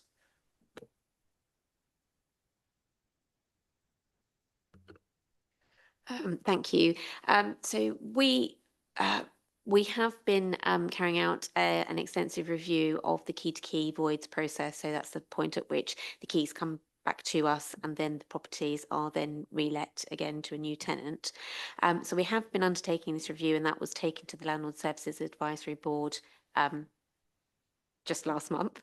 And what that review did find was that there are delays on the contractor side, but there are also other delays in terms of the period of time in which our tenants provide us with notice and how we can use that time more effectively. And also, once the property is given back to us from the contractor, the time in which we look at letting that property. So the delays are not only with, that review has highlighted that the delays are not only with the contractor, there are delays with the contractor, and we do have, from the report that we took to LSAB, we have suggested actions which we are now putting together an action plan on how we can improve all of those various areas to try and bring that to bring that voids back down to target, because I do appreciate it is very high at something of 50 odd days. So in terms of the voids, that we are reviewing that, and we'll be happy to bring you further performance in that area in the future. Just another point. I think you talked about, can we not penalise the current contractor for failing to perform to accept his targets? My understanding is the current contract doesn't allow us to penalise. Is that correct? That's something I'd need to actually triple check on that, but I wouldn't want to say in this open forum. But I know that the spirit of the contract was about partnership and actually working together, rather than focusing on what you've not done, then spending a lot of time in debating what that fee or charge might be. We wanted to work in partnership, but I will double check that for you. Councillor Barker-Lomax. I'm wondering, in this context, where my understanding from a previous councillor who was on the correct committee said that there were no penalty clauses, even though he sought for there to be penalty clauses. And furthermore, we don't have any competition. And so given that Ian Williams is going to have a contract for the next 2 years, he doesn't really need to change. And so I wonder if we as a council should set up, like, an SOP which sets standards, contracting standards, so that we don't find ourselves in this position again whereby we're 500k out of pocket with no means of getting it back, which we should be able to get back had it been properly negotiated years ago. And so it seems to me we should have standard operation procedures which set in place certain protective criteria which protect our taxpayers' money from being misspent in this way.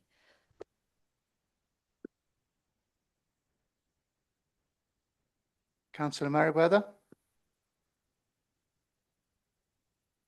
Could I just correct the misunderstanding that council taxpayers' money is in this pot? Council taxpayers do not pay for or subsidise the operation of the housing revenue account. It is all paid for out of the ring-fence rents that we receive from our tenants. That's not to downplay the seriousness of the problem. I don't think anyone's happy at all with how the service is being provided. But I would just also remind everybody of something the leader said earlier on in the meeting. We are not in an environment where we are overrun with alternative suppliers for this kind of service. We live in a macroeconomic environment where finding qualified suppliers who are willing and able to provide this service is not often as easy as it sounds. Candice? I just want to be careful and sort of maybe correct. Ian Williams are not causing us to lose 500,000 of income. I just want to make that very clear, obviously, in a public forum. That's the two are not linked. We would assume and benchmarking tells us that we would expect to lose 1% void income every year. So we're running it currently about 1.3%. So whilst it absolutely is a financial impact of those voids taking that long, and we can probably look into that and quantify it, the 500,000 quoted is not that figure. So just to clarify that. Thanks for clarification on that. Councillor Murray. Thank you, Mr. Chairman, one more time. This report tends to get sucked into Ian Williams and all the housing repairs, but there are lots of other elements in this overall corporate report. And if you look at the overview of total complaints received, and and where they are at level 1 and level 2. At level 1, we should be 95% that we've dealt with them, and we're not. We're nowhere near it. We never have been.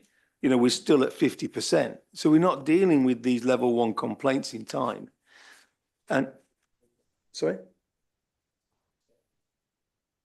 is it? Okay, 1/4. Okay, well, the thing. But the other thing is then the complaints researched by service area, and for some reason, I mean, housing was always obviously the largest element of complaints, but suddenly legal and democratic services have gone up, not dealing with them. They were on 8, and they were usually around low figures of 10 or 12, and now they've gone up to 32. They'll be catching up with the housing department so very quickly. So I just wonder why why the response rate to complaints is not improved, and you know, and now legal and democratic services has gone up from in the low 10s to over 32%. Any reasons why that would be? Robin, did you want to comment? But just to pick up what the report says around the sort of increase in legal and democratic services, it does relate to complaints that come in because of the election. Now, obviously, we don't want to have complaints as a result of the election, but we do, because it's a huge frontline event that happens. And, you know, you do get voters who, for whatever reason, are dissatisfied with the process, either with the registration process or something about the day. And so legal and democratic go from a service that doesn't have, you know, many complaints to suddenly having a whole load of frontline customer complaints to deal with. Okay. And is this the case? Sorry. Is this the case in this case? Because there hasn't been an election yet. I would imagine if it was, you know, is it because of the Surrey County Council, Mike Council? What are all the complaints about? It would have been the general election. Yeah. Yeah, the elections team run. Yeah. Yeah. Indeed, yeah. Certainly in the elections area, I mean, there's a low level of complaints that the elections team will receive on an ongoing basis in terms of registration, because the registration is a permanent service. But obviously, the election itself is bound to create a bit of a peak of complaints. Are there any other comments on this section? Oh, Councillor Austin. I think Councillor Hyman might want to speak as well in a minute. Okay. I just wanted to pick up, that is a good explanation on the election. Lots of people wondering where their postal votes went and things like that. I'm new to this committee, but I could just endorse the comments of everyone on this. That is my experience as a councillor. The words for them and Smith and Byerford, and the word boilers constantly in my inbox. So, but I shall defer to all of you who have been on this committee for much longer than I have on this point. The only other thing I was going to talk about was page 216 FOI and EIR requests. I would bear out that people comment to me about all this time. They put an FOI request in and they don't hear back within any kind of reasonable time. And that seems to be borne out by these stats, certainly for 2024-25.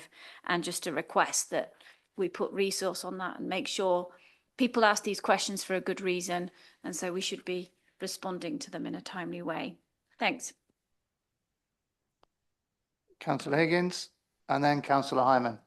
On a similar point to Councillor Austin, there subject access requests. I've raised this before, but the lack of compliance, really 50%.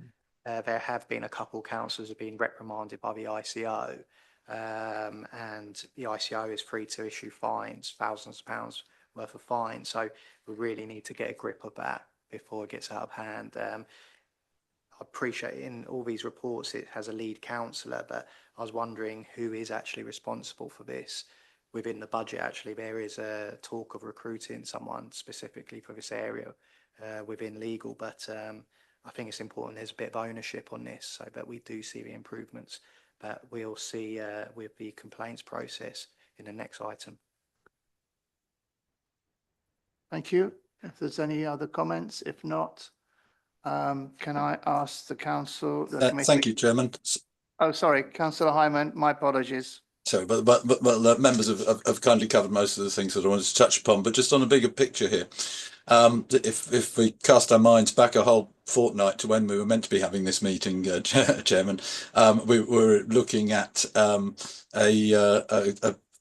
report by the LGA in respect of the collaboration.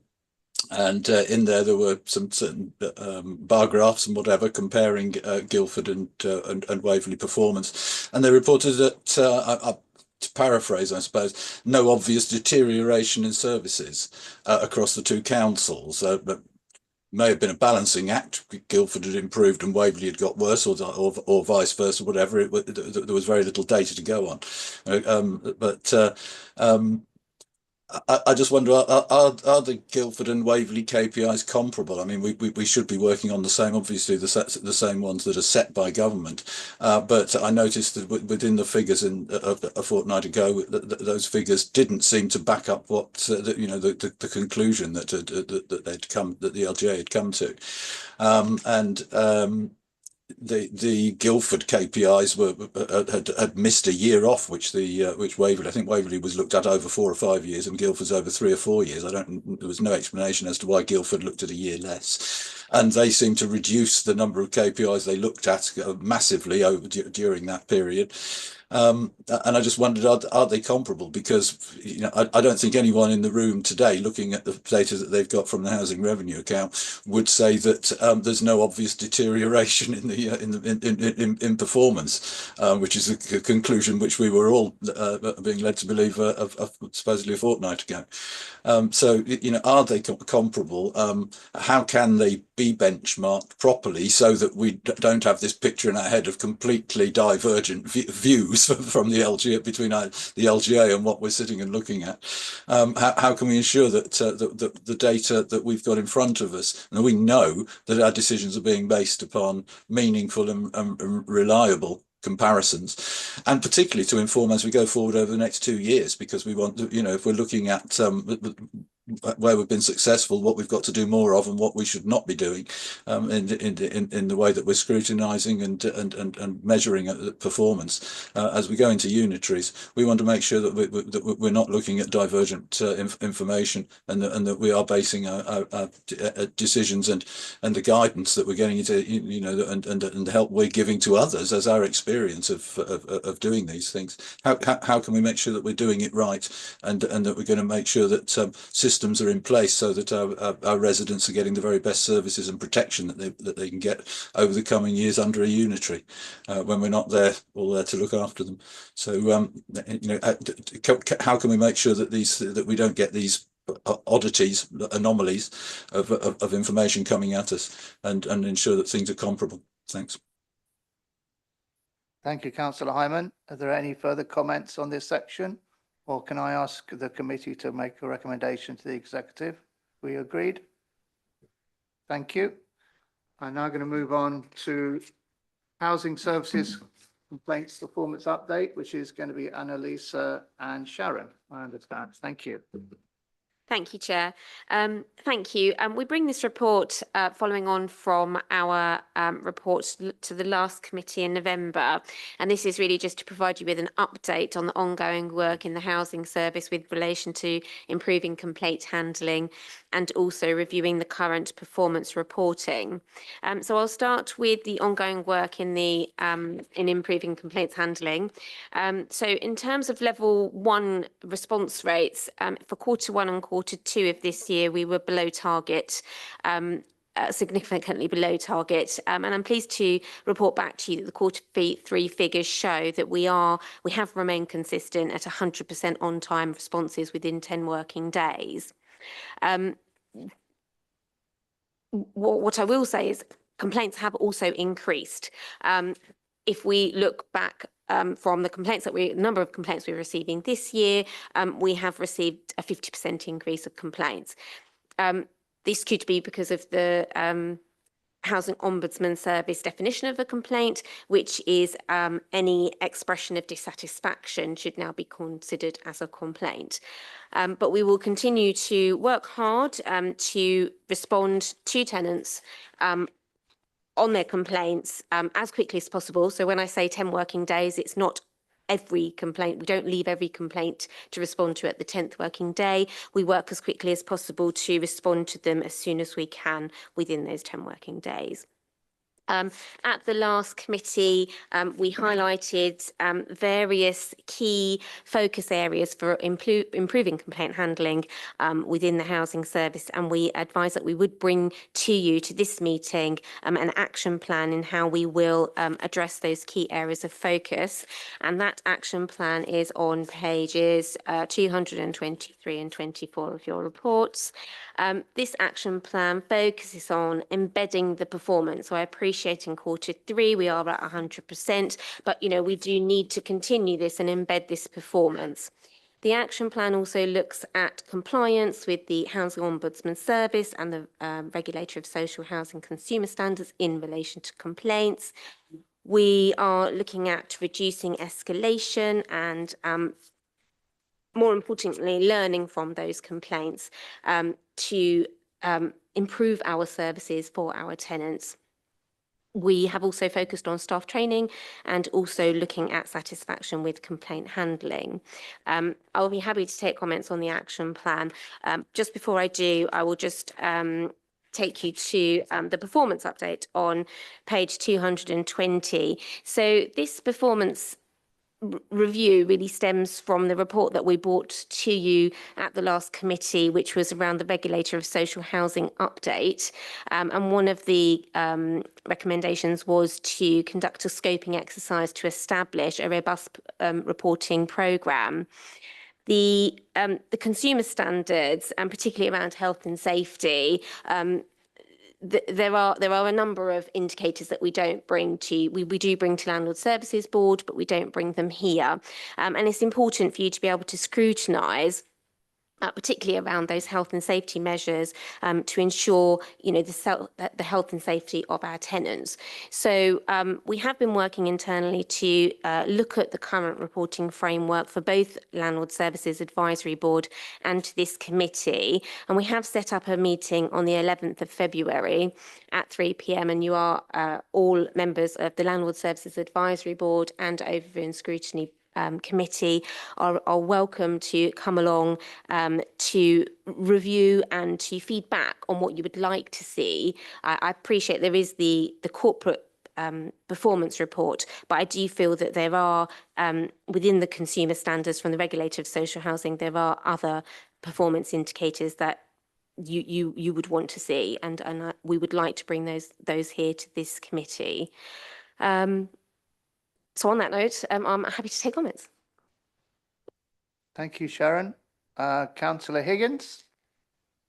Thank you, Chair, and thank you, Sharon, for this. It's fantastic to see what an immediate impact you've made to get 100% compliance with level 1 complaints. And you can see the previous quarters, it's never been higher than like 59%.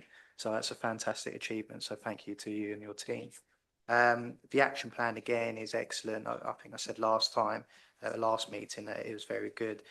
I think that the only thing that I'm sort of conscious of, I think maybe slightly missing from this is obviously you've got tight time frame, 10 days to reply, and it's focusing on making sure that you identify the complaints early and it gets to the appropriate team quick enough, and maybe looking at that process and making sure that's working well. Thank you, Councillor Higgins. Councillor Murray. Thank you, Sharon. So could you tell me how you've gone from in the mid-50s and 60s to 100%? What have you done? And what is a response? Is it just an email to them saying, thank you for your complaint? Is that now classed as a thing? Or is this a telephone conversation? It's what we're going to do with it. This is how we're going to fix it. Or is it just we've responded in time and that's it? So could you tell me what it means why you've gone up to 100%? Yes, of course. I think you may be aware that in September, a dedicated service improvement officer to look at complaints was recruited, and she began in September. I also began in post in September as well.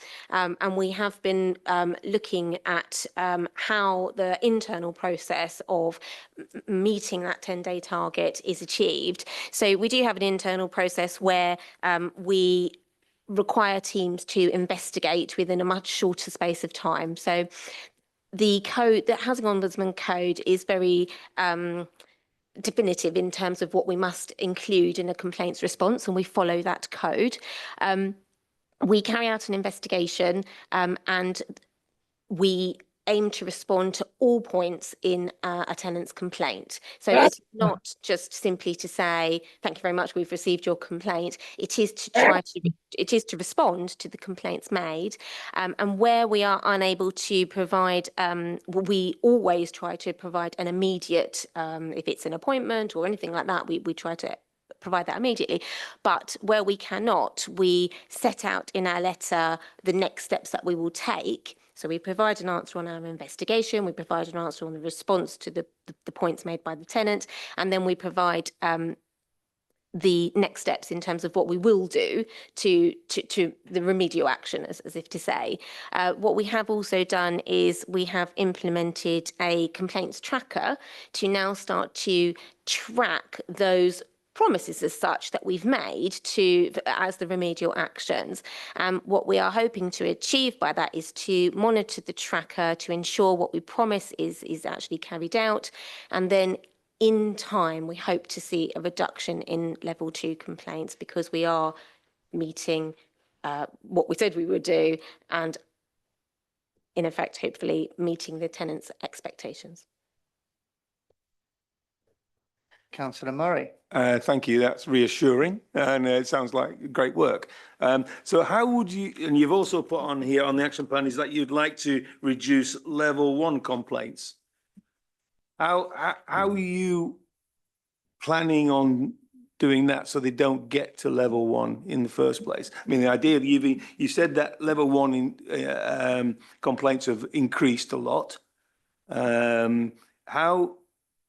Have you got an idea of how you're going to stop them getting to level 1 complaints and cutting them off at the source, which has obviously been my thing for over a year, been banging on about it. And if you can, is there any way you can come up with a plan to stop them getting even to level 1?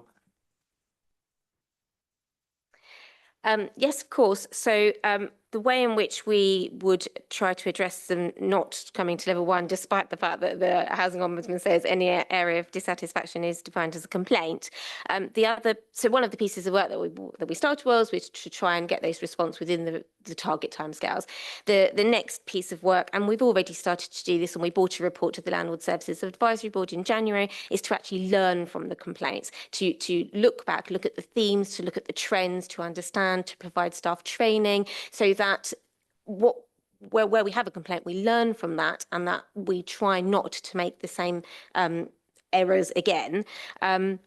We are also conducting some staff training, and so that will cover that will cover the learning from complaints as well. And also in the action plan, we have an action to undertake a number of policy audits throughout the year. So this is so if there are a number of complaints on antisocial behaviour, we will use that learning and we will undertake a policy audit internally to check that our officers are compliant with our policies, and where there are any gaps that we ensure that we provide training. So in those steps, I would hope that we would try to reduce level 1 complaints by stopping making the same mistakes again. Thank you. Okay, well done. Brilliant. It's good news. Thank you, Sharon, and thank you, Councillor Murray. Are there any further questions on this section or comments? If not, can I ask the committee to agree the recommendation to the executive? Agreed. Thank you. We're now moving on to the last section, which is the committee work programme, and I'm going to ask Chris to update us on what's going on here. Thank you. Yes, thank you, Chair. You've all received a copy of the work programme as it currently stands.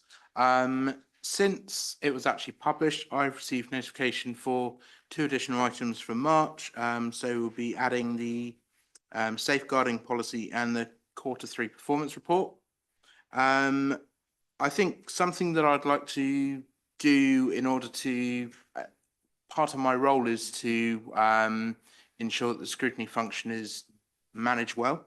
And so what I'd like to do is re-energise it somewhat.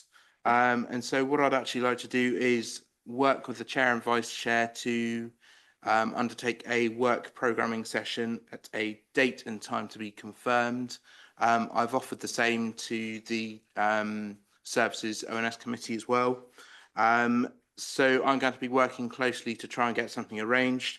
Something that I've picked up this evening is that there appears to be perhaps a desire to look at Waverley training services in a bit more detail. So I don't know whether that could be added at some point. Again, I'm not going to put that to a date at this point, but I think certainly it could certainly go into the mixing pot. Nothing further to add. Thank you. Yes, I think we'd welcome the training service to be reviewed. Any other comments? Yes. Thank you. Now, I just want to clarify what I meant by small direct labour organisation. Guildford is a complete direct labour organisation, and I think a small one together with a contract may well do the trick. So I take your point about Guildford, but I wanted to make that clear. Thanks very much. I think that everyone will consider all opportunities to improve the service, so I'm sure that will be well received. If there are any further comments for the last section on committee work programme? If not, any further comments? I'd like to close the meeting. Thank you. Madam Chairman?